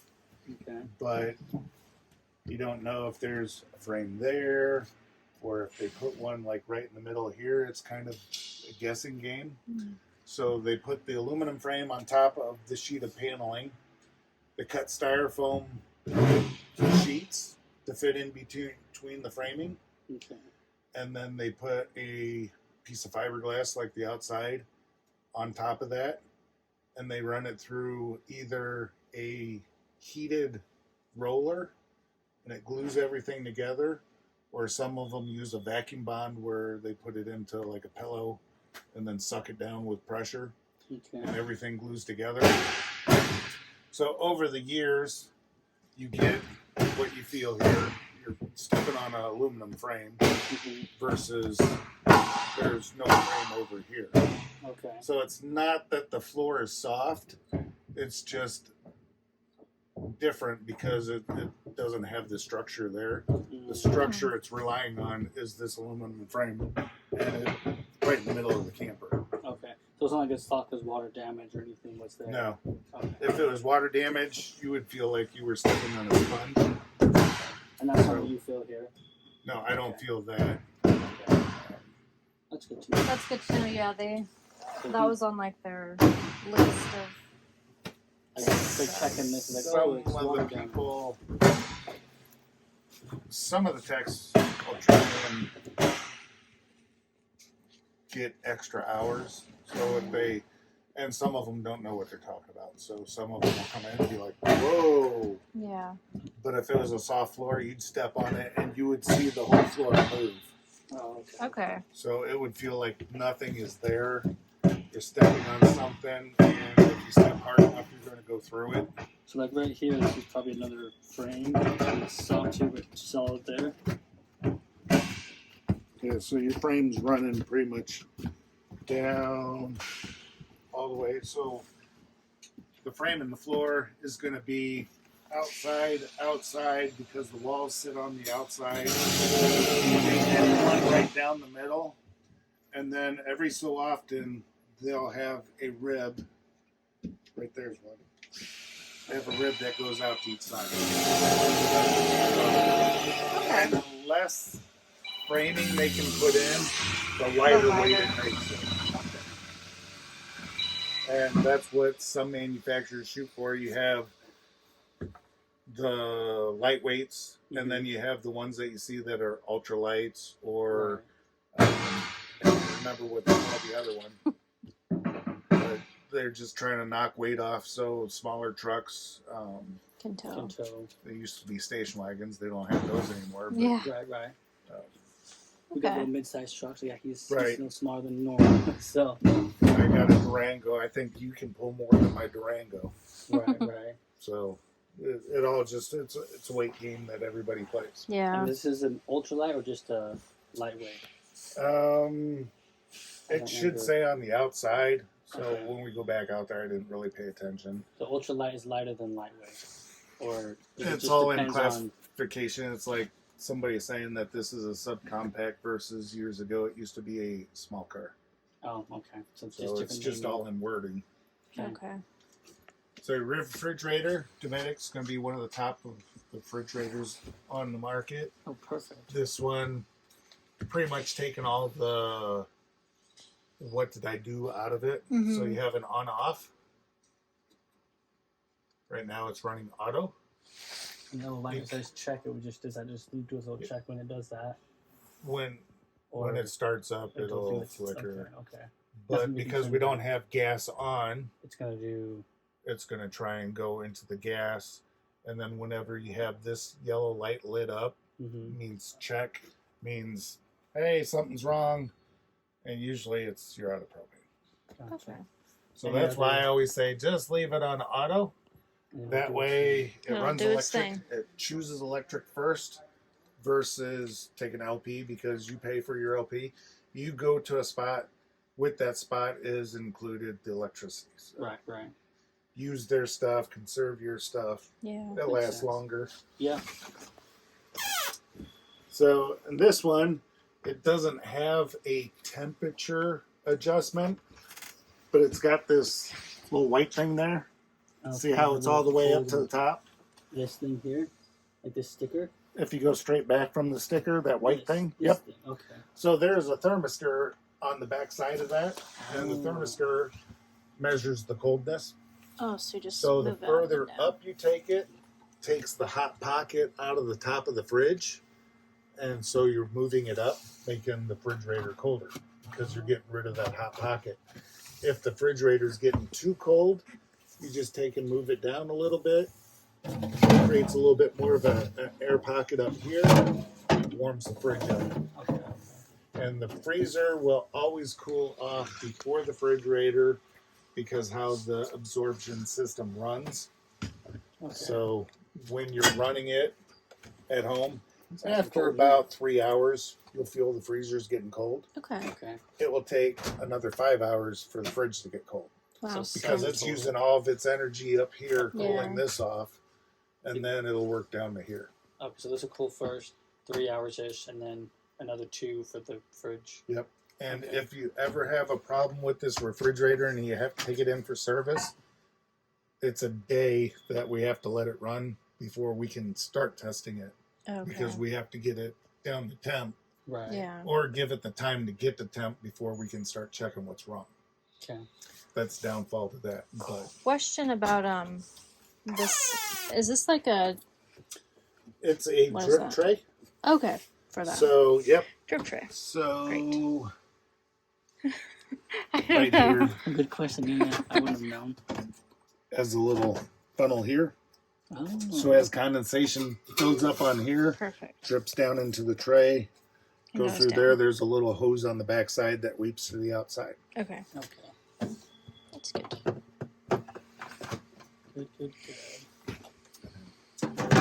Nice little drawers. This one has. Is that just dirt on the seals there, or is it that? Looks like maybe. It might be a little bit of mildew, I guess. Vinegar takes a lot of the stuff off. Okay. Kills the whatever that is. Yep. Okay. It may be discolored still just because it's a vinyl, Yeah. Okay. but it's like embedded into it, but it kills it. Okay. So it's So vinegar will take care of that. yep, vinegar works like everything. Okay. Mm. So down here,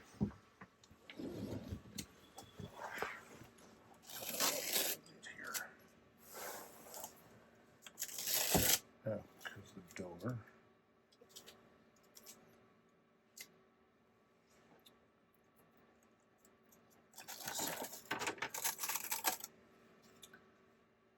And a little tab broke off it. So this is your power distribution box. Okay. 110 breakers, just like at home. Your 30 amp at the top is going to be the main, Okay. and then everything else below it. So usually a 20 is going to be air conditioner. Which I think it actually has it right there. Where it says microwave maybe. Yep, AC, AC, micro, microwave, GFI. GFI, water heater, and that's probably general. Okay. So general is anything that's non-GFI. Like your lights or Nope, outlets those are that like are 12 not volt. protected. Okay. So this is just all 110 stuff. Gotcha. This will all be your 12 volt stuff. Okay. And they're listed. Sometimes they're right, sometimes they're not. The nice thing about this system is you can kind of see the red in here. Those are all LED lights. Oh, okay. So if you burn a fuse, a little keeps on. LED light comes Oh, on that's and tells you nice. which one it is. Oh, sweet. Okay. Back when I first started, they didn't have those, and you had to start one by one pulling them out and checking them. Right. So the nice. generals like those plugged by the bed, they're not GFI. right, So those they're will just- not be they'll be GFI. Those will be general. Okay. This might be a silly question. How do you know which ones are GFI and which ones aren't? They will have a sticker on them. Okay. And if they don't have a sticker, usually it's within GFI. 6 foot of water Okay. or outside. Oh yes, you mentioned that. That's just basically it'll trip if it gets water. Is that what GFI does? Yep. So a GFI is ground fault. So if you happen to be in the bathtub and she throws a toaster in there, it trips. Gotcha. So it's a ground fault interrupt. What it actually does is it watches the neutral, not the power. It watches the neutral because the power is going to be sending power out. The neutral is supposed to receive it and bring it back. And if it sees something that it does not like, it shuts down. Okay. So you'll have to get something better in the toaster. I'll do my research. And are those like doors? If you wanted to not do a tape, can you replace those? Very You easily? can. You can actually. You wouldn't even have to replace the whole thing. You can buy a replacement cover, and it comes with this. Or if you're handy, you could probably drill that hole out and drill where the knob is right there, and just put a new piece of roll pin or something in there.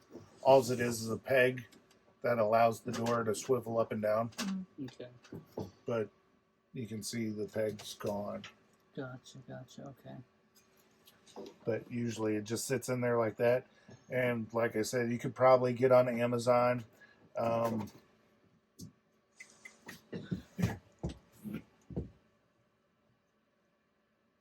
Right here's the model number. So model WF8955 PEC. That'll bring up everything in the category from the complete converter to just Yeah, the the converter cover. itself, which is the lower half. Okay. They'll give you, this part number should be for this plastic cover. Okay. The actual converter that's underneath here, you can feel the fan running. The converter, what it's doing is it's taking the 110 power and making 12 volt power. Okay. So without your battery being on there and all the lights and everything were on, this was acting as the battery. It was providing power to the unit, and when the battery's hooked up, it'll throw a charge to the battery. Okay. So when you have 110 power, this takes care of the 12 volt. When you don't have 110 power, the battery takes care of the 12 volt power. Gotcha. And that's for like fridge, lights, Yep. nothing, No No- TV, no no air TV. conditioner. no outlets. regular, no outlets. Okay. But So- you'll do. This doesn't have like a 12 volt cigarette plug in it, does it anywhere? No, Okay. but you can always add them.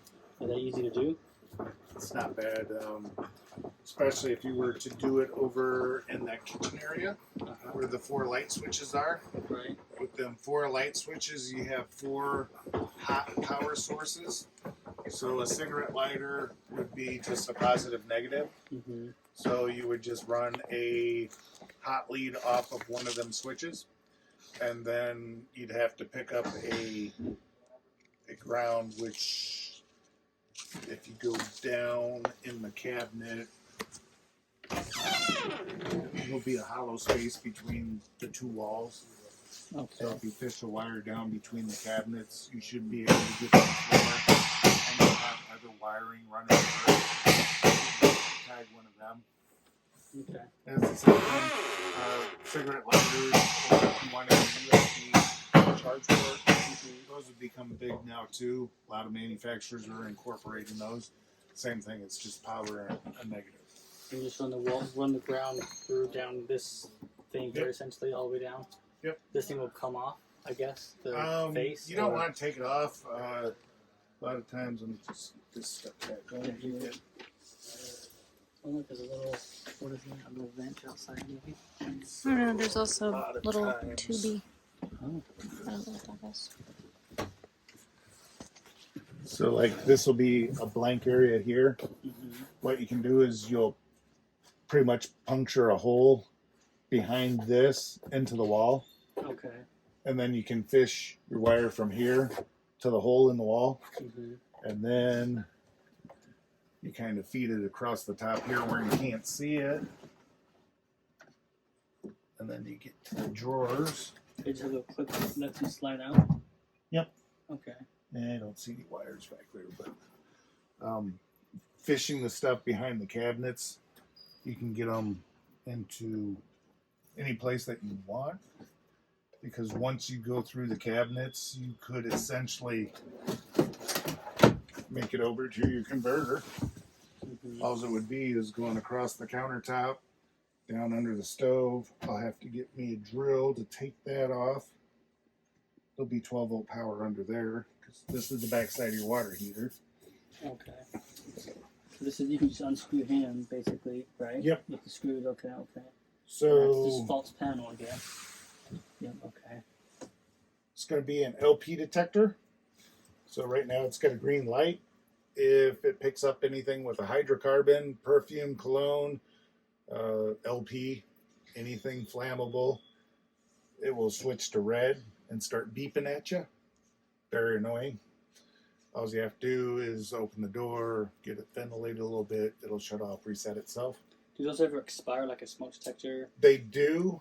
I don't know how long they're good for, but I do know when they go bad, they'll switch from green to red. Green to red. They'll just flash back and forth and let you know that it's exceeded its life. Okay. And that's for the smoke detectors are different. Well, I guess he's back there. Yeah, smoke detectors there. That will actually have a sticker on there. Okay. And those you can buy at like a local hardware store. Get them on sale for $5. These, when they go bad, they're like 80. Okay. So And you can grab those from. it would have to be an RV place, or possibly if your hardware store has a RV section. Okay. I don't know how extensive. I go through the aisle every once in a while, but I don't know the extent. A This lot is of an times it's LP accessories. Okay, so an LP detector, is that what you call that? Yep. Okay. LP gas detector. A lot of them aren't coming anymore that are LP/carbon monoxide. It's just built in together. E-trailer is a big one. So e-trailer, they carry like a ton of stuff, and usually it's free shipping. Like I said, Amazon's really good. Get on there and you can find lowest bidders. eBay, I kind of stay away from electronics on eBay because you don't know. Right. But usually if you're buying from Amazon or e-trailer, somebody that's reputable, if something's wrong with it, they'll take it back and you'll get a new one. Okay. The not in service expired thing. What was that for? Oh, I didn't even see a good catch. Do not paint.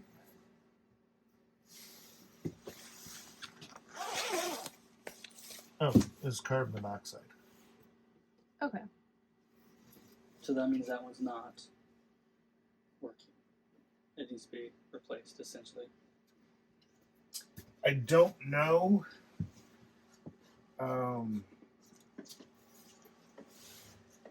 I don't know if they go by the amount of years, but there's one tech here that's kind of by the book on everything. And even if it's working, if it's past its date, they'll like unplug them and do that.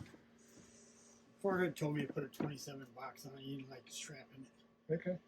So that's and that battery's the wrong battery. I mean, it's got don't have. I can't hook my terminals up to it without ends. They don't have any They got little the ends. Just got the big ends. big ends.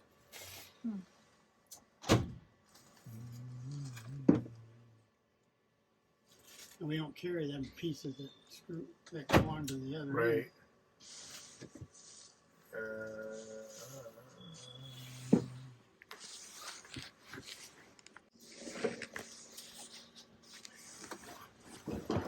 So your gas top, I don't know if we have the gas on there yet. So what you would do is you would turn it to light, click, click, click, click. When you click this, they all spark. So it doesn't matter if you have that one on or this one on. You can see this one down here, it's sparking on the side. So when it has gas coming up through it, it will light. So you put it to light and then spark first, or just twist, twist, twist. Just twist it, twist. It Okay. doesn't matter. It, by the time you do this and that, It'll be. yeah, you're not going to get any explosion. And then for the oven does not have a sparker, so you need one of them long lighters. Is that what that thing in the back is? We were The wondering thing in about the that. back is this one. Oh, that's the thermistor. Oh. So that reads the temperature of it. Okay. I'll tell you right now that none of them are the right temperature. Okay. So I don't know if the customer pulled it down, because that's the bracket for it up here. So I don't know if it wasn't getting hot enough and they decided to take it off and lower it so that way the heat would get hotter. But like I tell everybody, they put numbers on stuff. Numbers are bad because once you turn it to, we'll say 350, you're going to cook some cookies for a half hour. Your 350 might be 375.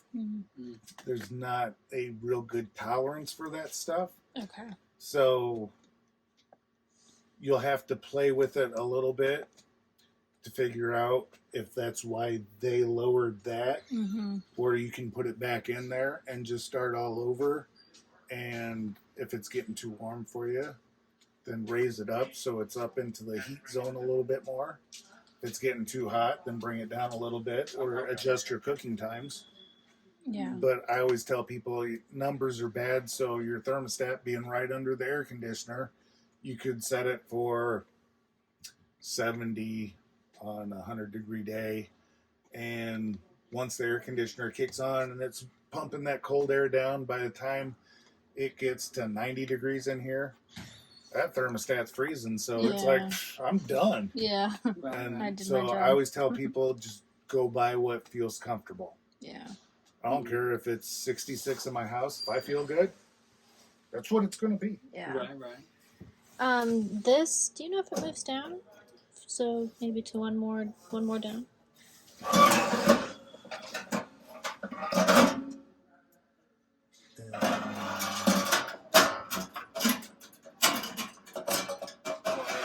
It does not. Perfect. Pretty loose. Amazing. So Nope, We're it gonna- doesn't go down. I No? have a different battery I'm gonna put on there for you guys. The one you brought is like a automotive. The connections are different. Okay. Then it won't cost you anything. Kent had GM had an extra battery. Okay. So he's just gonna put that on for now. You can still use your battery. You just Okay. have to get like automotive lugs, the ends on them. Okay. You know, the clamping style ends. Right. The normal RV batteries, the deep cycles we use, they have those, but then they also have a threaded rod that you can put the clip in, tighten I them wasn't on. told when to grab. I'll just grab this one. So yeah, I knew it was 12 volt. Just Yeah, Yeah. which that'll work. That has a little bit more. So the starting batteries, like the automotive car batteries, they'll have more cranking amps on them, so more oomph to them, but they don't quite last as long as far as like being completely Using drained and filled back up. They're not really Oh, made to okay. be cycled that much Okay. with them being filled and drained, they'll still handle it, but they're for a slightly different use. They're both 12-volt batteries, Right. but we've got a deep cycle marine battery, so we'll throw that in for you at no cost. Okay. And then you can just keep that one, whether you want to return it and swap it out with a different one, or use it Right. for your vehicle or Right, whatever you right. want to do with it. You Okay, can keep yeah. both of them. So, It's good to know. all right. you. Thanks. Yeah. Can you hold this? I'm gonna take my jacket off. It does go down. I was just messing with you. Oh.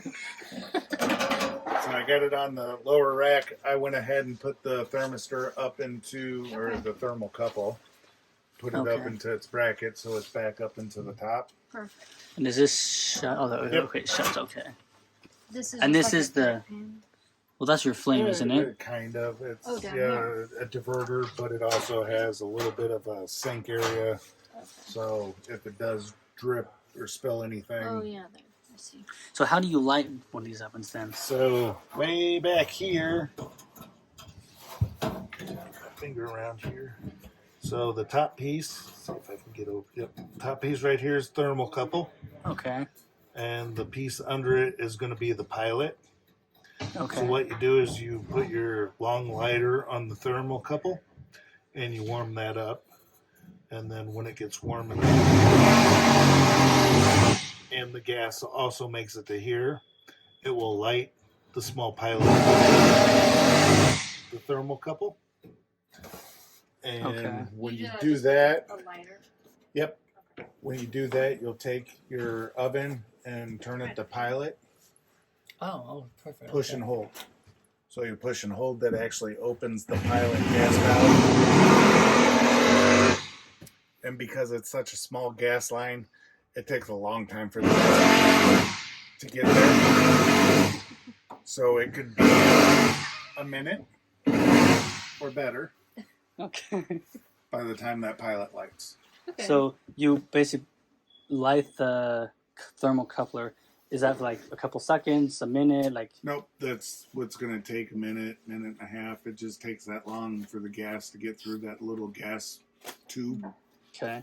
So you And then basically- once that's lit, you'll press and hold the button in for about 20 seconds after it's lit to make sure the thermocouple is nice and warm.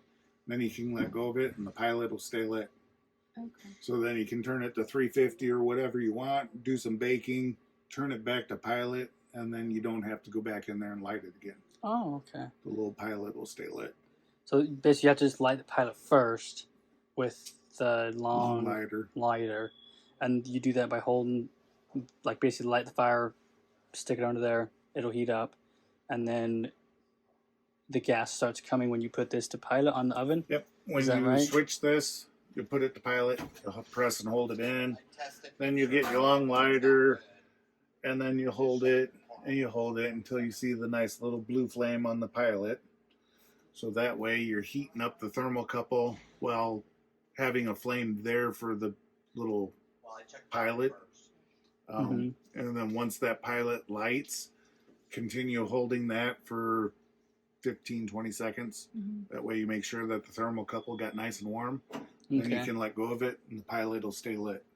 What is a thermocouple? What is that? Is it just- Thermocouple is kind of like the thermistor in here. The thermistor is a little bulb, and most of the time it has oil in there, and it'll have two leads in there. And as the temperature changes, that bulb of oil will move. Okay. Well, the same thing goes for the thermocouple, except most of your thermocouples, when they expand, they generate millivolts of electricity. So as it heats up, it'll expand. It'll provide its less than a static shock. I mean, it's just millivolts, and it comes up to here, and there's a port that it screws into, and once that reaches temperature, it's, I believe, magnetic, and it'll hold it open.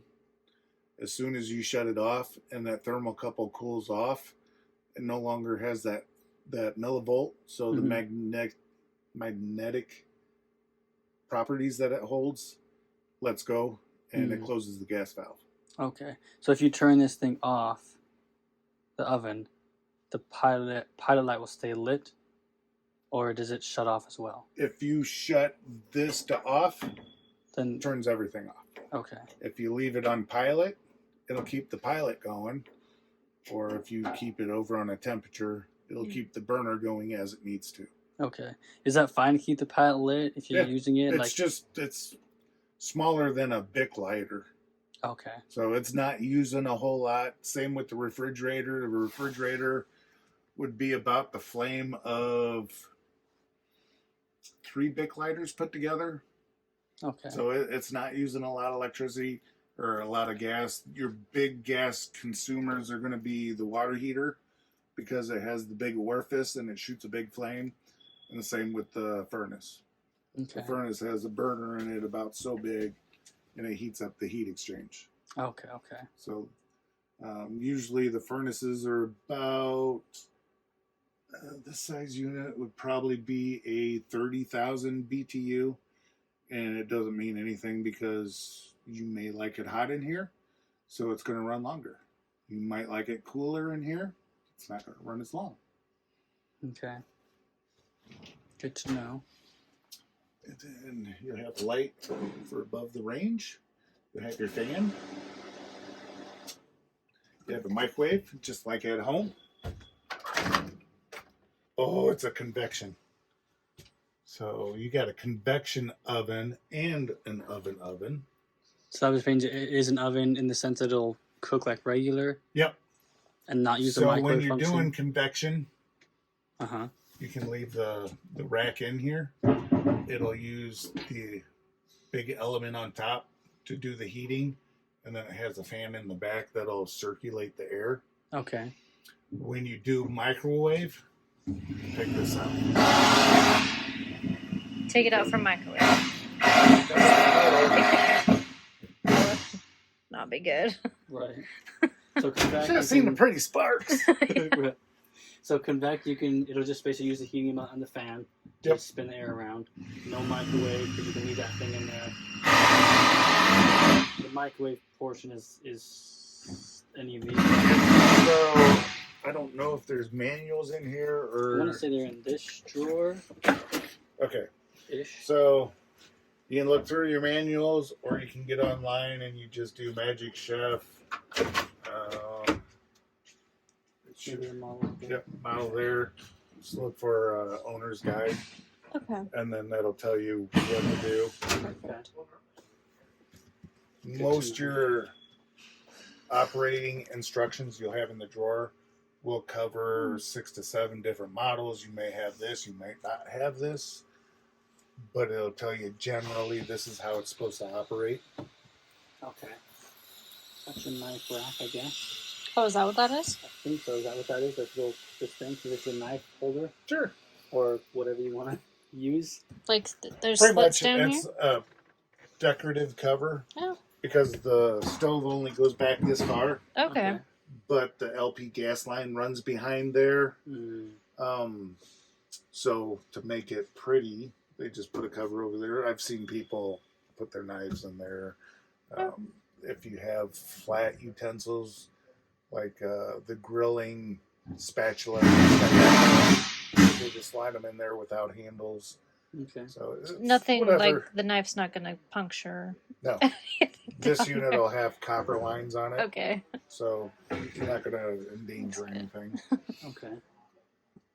And then this is your tank things. Yep. So this will run your slide. Is there a way to know when it goes in and out? How you know when to stop? It's all so Okay. it'll ratchet when it gets all the way in or out. Is that bad for it to ratchet? Okay. That's what it's meant to do, so you can't hurt it. Okay. It's just kind of like a cordless drill. You've got Okay. that clutch setting in there. Okay. And say So- going in, it will ratchet on the way in and when it's done, or not? It should. The only time that I noticed it not really ratchet is when you have low battery voltage. It doesn't have enough oomph to make it ratchet, so it just kind of goes, Okay. and it's done. So you have your water pump here.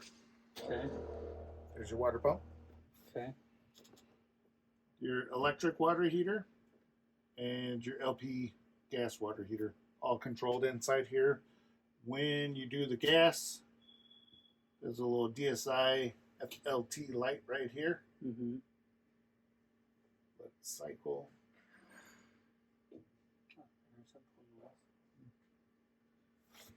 Usually, if there's an issue, this little red light will come on and say, hey, there's an issue.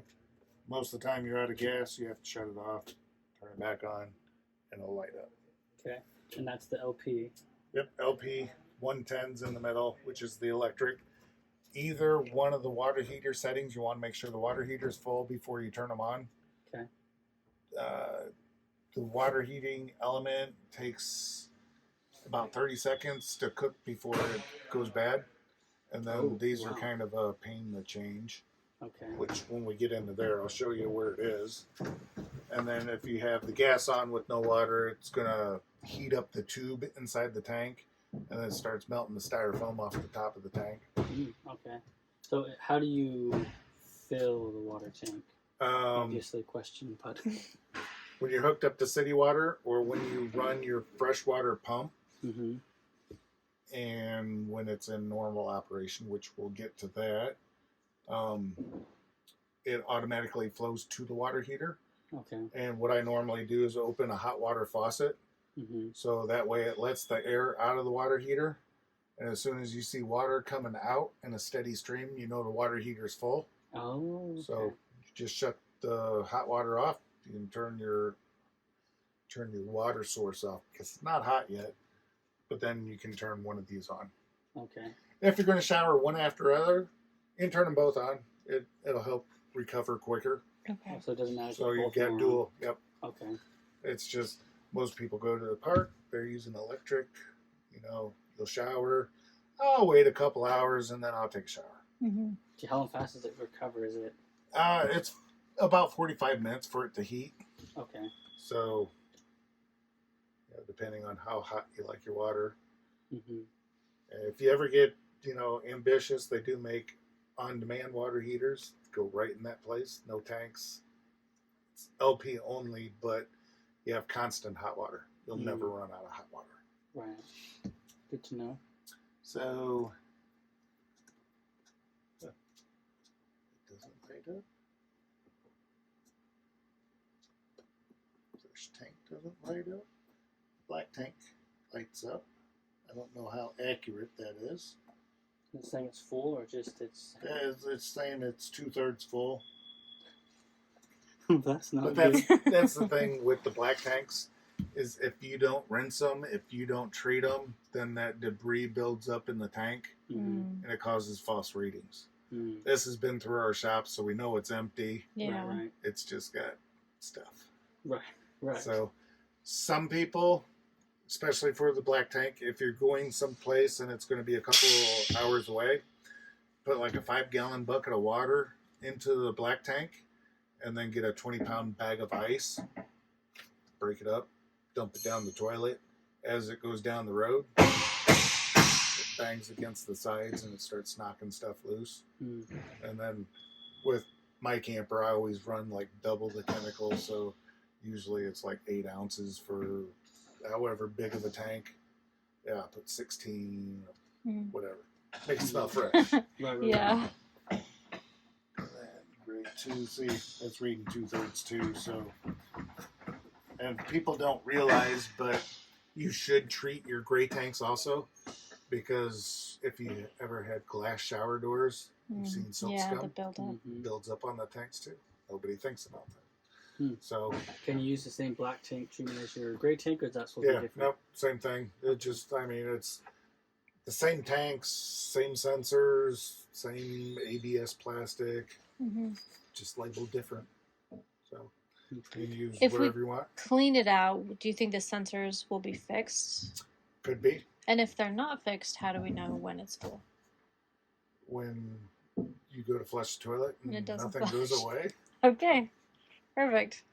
A lot of times when you step on the toilet, you can, if it's not reading correctly, and you're really good at holding your phone with a flashlight and you don't drop it in, you can usually look at the water and have 3 different spots that you can tell. Okay. So you can tell when it's in the tank because it'll kind of be hidden. Mm-hmm. And then there's a spot where it comes to where the toilet sits on the floor. Mm-hmm. And when you hold the flapper open, you can see where the white ends. And then there's just like a black hole. Okay. You can kind of judge by where it is there. And then once it gets past that black hole up into the white, it's starting to come up into the toilet. Okay. And then you can get porta tanks, totes. I don't know what they're called. They're these big blue plastic tubs on wheels, and you pretty much have a sewer hose that goes onto them, and then you empty your tank into this, and then you can wheel it to the dump station. Yeah. I carry one on my camper just in case. Yeah. Right. My wife loves to shower. Fair enough. So, there's another beam right there. Okay, that's what I think I was feeling earlier. Good. Good to know it's not a soft spot. That's, I that know, makes we me- were worried about that. Right. Go show some water damage. Like, well, okay, that's not No, good. it's not. It's just your camper's been used. People been walked on it. Yeah. It's the same thing with styrofoam. As you use it, it becomes compressed. Mm-hmm. And well, the spots that don't have the styrofoam where it's aluminum stud, you can't compress it. So it's just Right. kind of, like I said, if you stepped there and you thought you were going to fall through the floor, that's a wet spot. Mm. Gotcha. So I haven't felt anything that you need to worry about.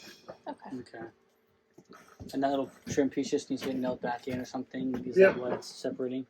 Yep. Okay. Is that just like That might be a little long. That could be, it could have swelled over the years.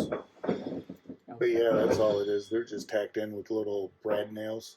Okay. Okay. So Which is hammer. there's a those little bit of a head, but not much. So they pull through. in? Okay. Yeah, if you want to put a finish nail in there, finish nails have a little bit bigger of a head. Those little white ones.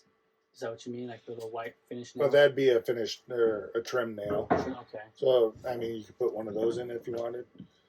Finish nails are usually just kind of a gray, and when you look at the head of it, it's kind of like a thimble. Okay. So it's not like a flat head on it. It just got a little bit fatter, and that's what holds it on there. Okay. It doesn't make the big hole that the regular nails make, and it doesn't have the big head like a finish nail. So you have this big thing there. Okay.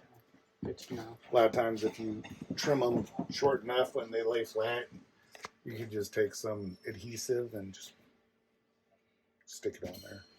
Okay. So, GFI. Okay. So, you hear your fan? Oh. No, you don't hear your fan. That's So, converted. your cooling fan on the converter runs off of amperage, not off of temperature. Okay. So, right now, it's probably pulling 20 amps. So, the fan's running. Mm-hmm. You turn the lights off, there's no more amperage. It's like, okay, I don't need to cool off. And other lights, I don't know what they go to. Don't shut off. Looks Should like. have. I know one of them will be outside. That one. Which one is that one? The first one. I don't know. And this one I don't know. So that one I don't know. That one's inside. That one is outside. I don't see anything else on and off. Is this your radio?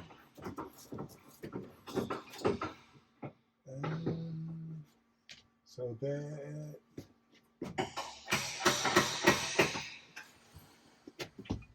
is the same TV mount that is outside, so this TV can go out. I don't offer this stuff anymore. So Oh, really? anymore, you get this radio. It's this big.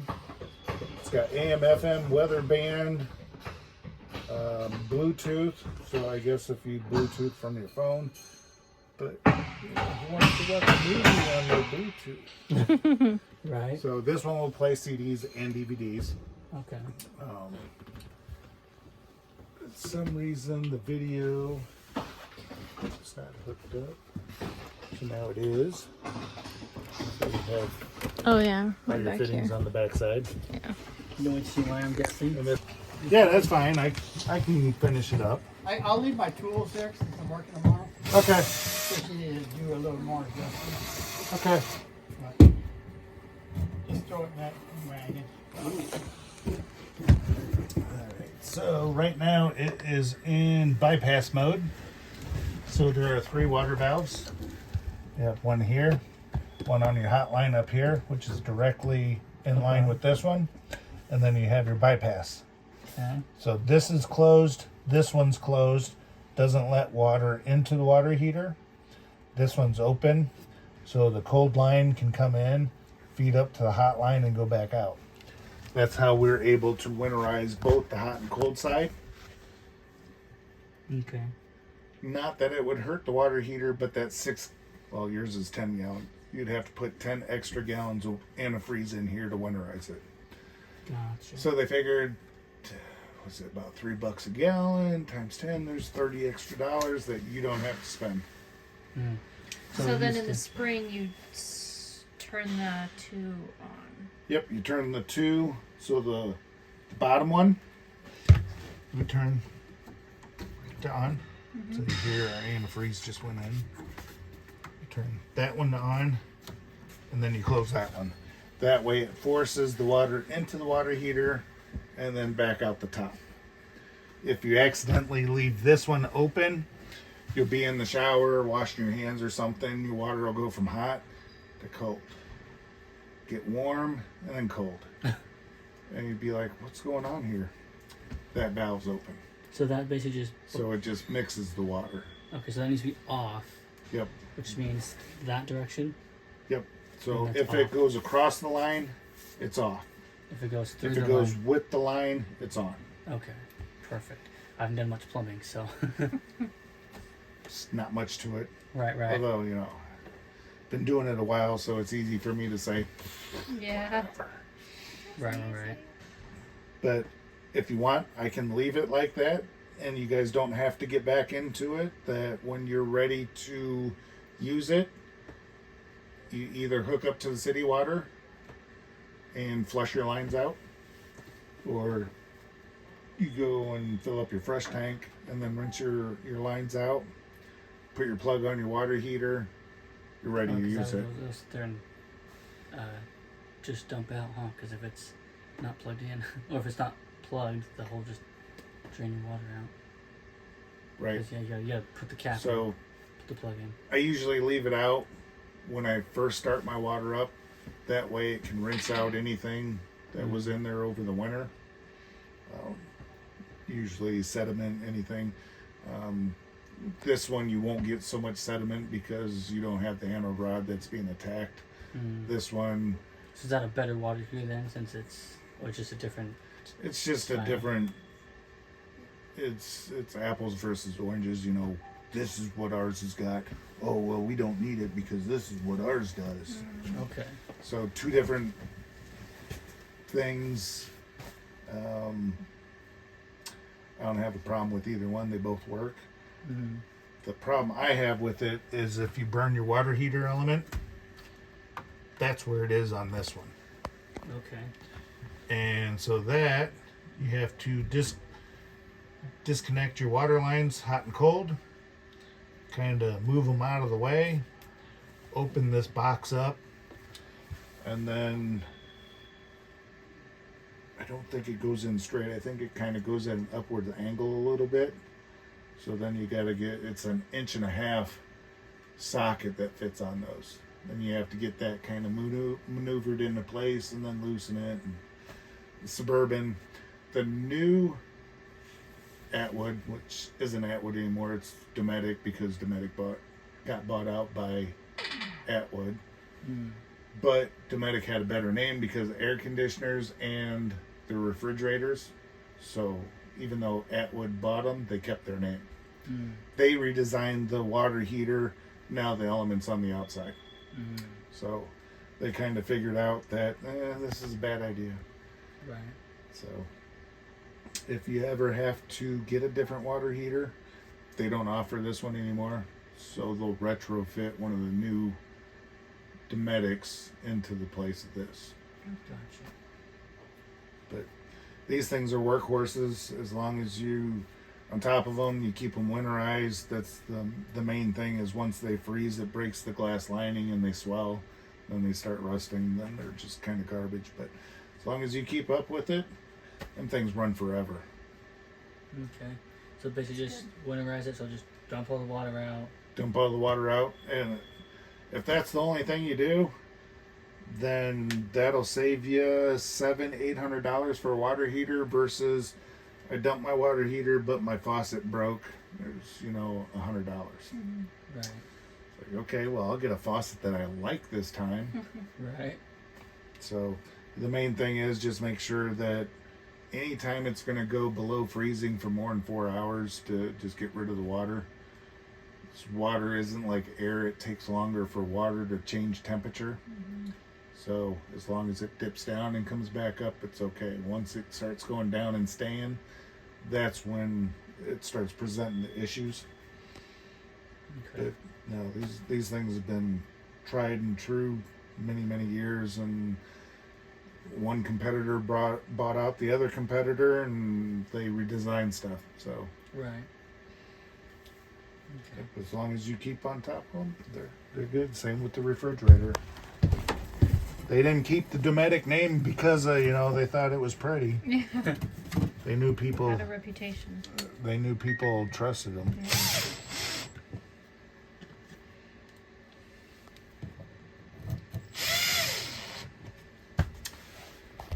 All right. Well, I think that is everything. What is I can't read those words right here, but what is that twisty thing? Oh, the antenna. That's your antenna. Oh, okay. Like the radio. No, the TV. Oh. Okay. Okay. Sorry. That's like one of the best features of your camper. It's an antenna tech, which antenna tech, same thing as Dometic, and the antenna tech and Winegard were major competitors back in the day. They both had their own systems, same concept. This one has a 3-foot arm on it, so as you rotate it, you crank the antenna head up into the air, and then you can grab the base where it's got the finger pointing backwards. With the finger pointing backwards, that's the antenna laying down, is laying to the back of the camper. Okay. That's the way you want to travel with it. But with it cranked up, you can take and you can rotate it around. They are a superior antenna than anything that they have going on today. I don't even see the ones that they have today are like buckets. Oh. So they just sit on the roof. They're about that tall, so big around. But a lot of campgrounds that you go into are in valleys and crevices, and the radio signals just bounce across some valleys. Well, with this antenna, you can crank it up, and then it does have a front and a back side, so you can rotate it and pick up them signals. So if something's going to bounce over you, you get your antenna 3 foot in the air versus the guy next to you just skips right across. I love them. I don't know other than price.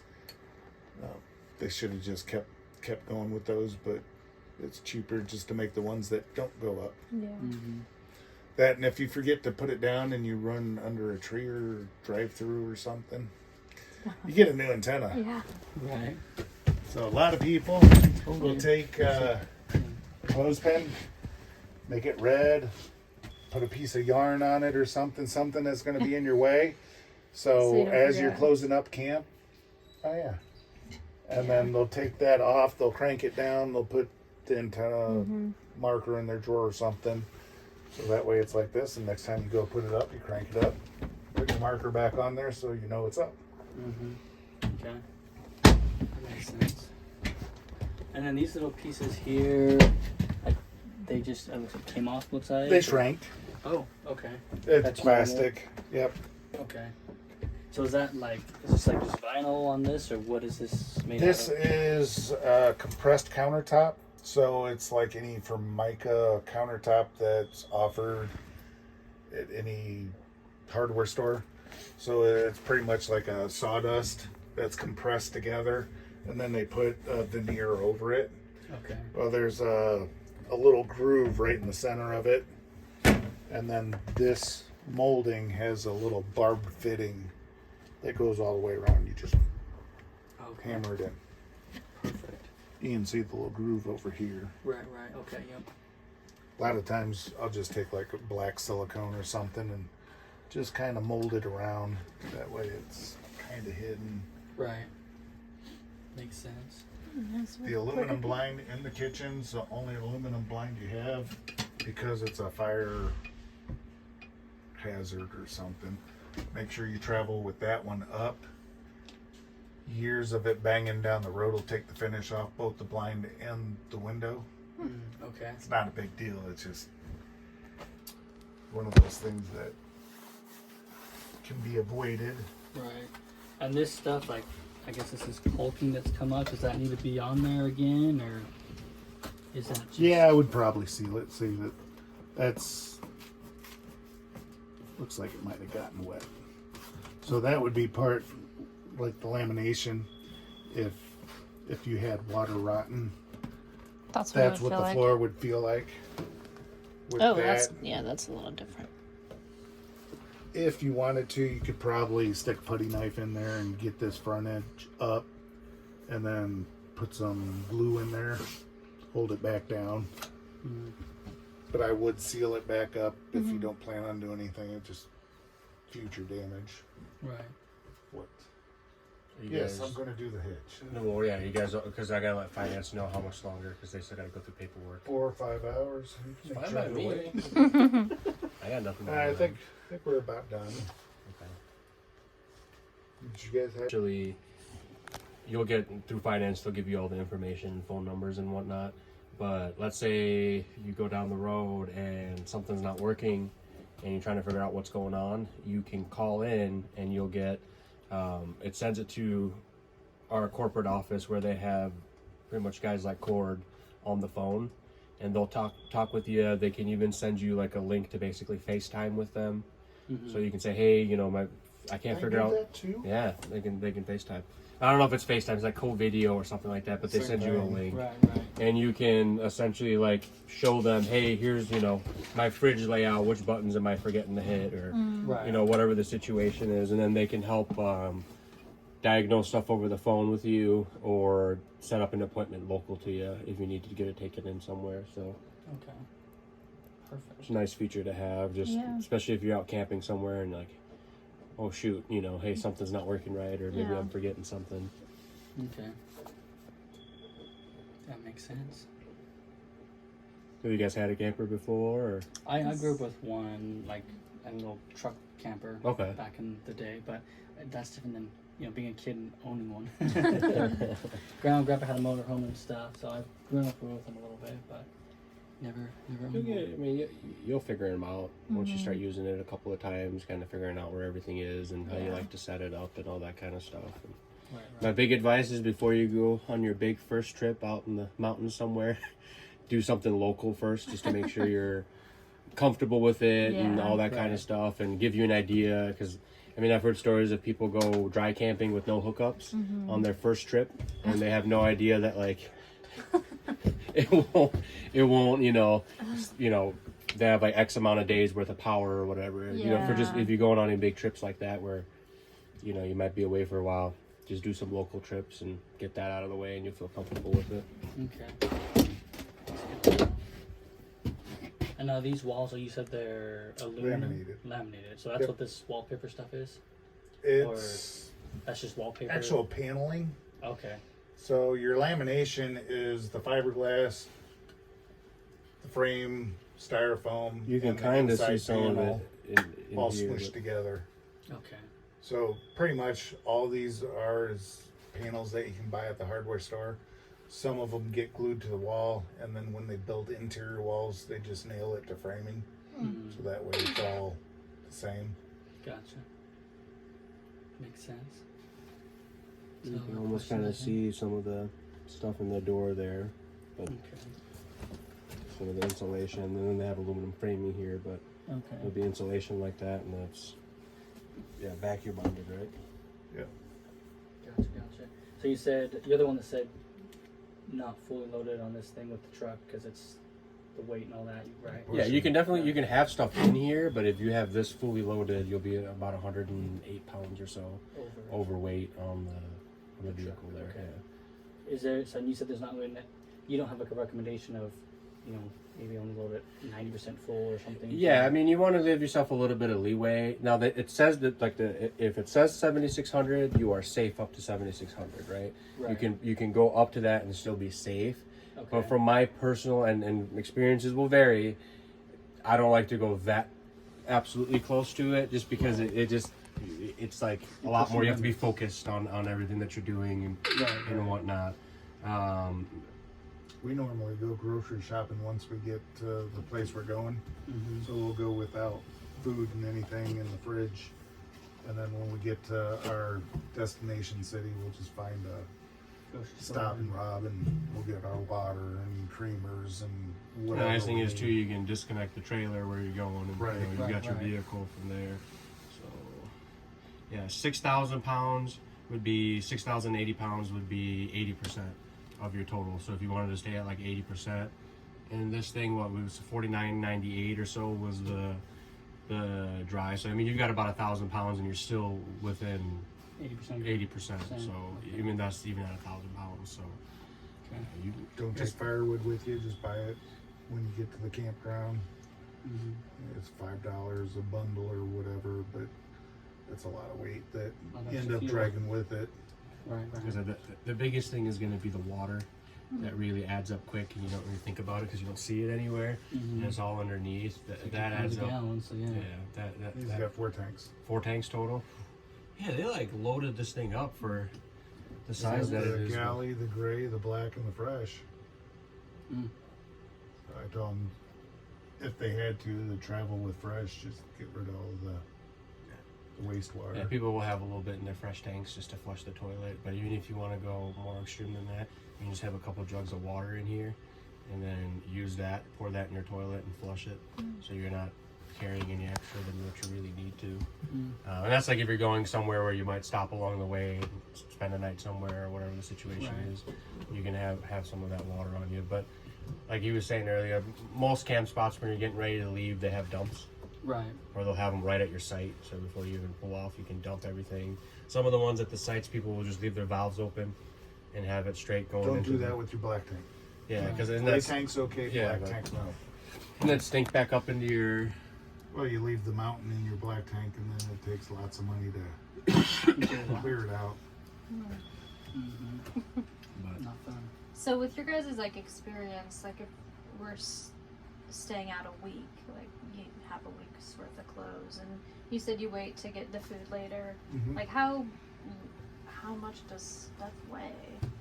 Like if we're Like if you're doing clothes and stuff, you're going to put those in the bedroom, so you're going to keep them towards the back. So yeah, but if it's we going have to be like okay.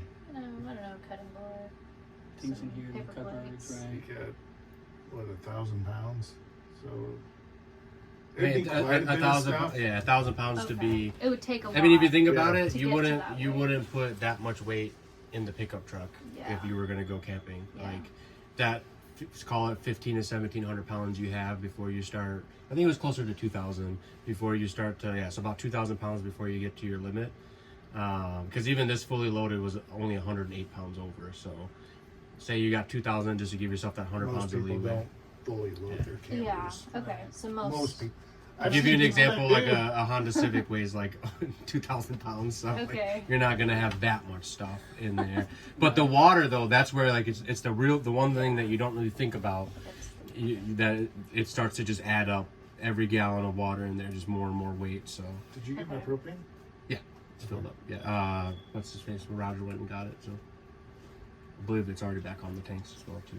All right. Well, I'm gonna hook up where Pete left off. I get time for his hitch. And then I'll take you guys up front.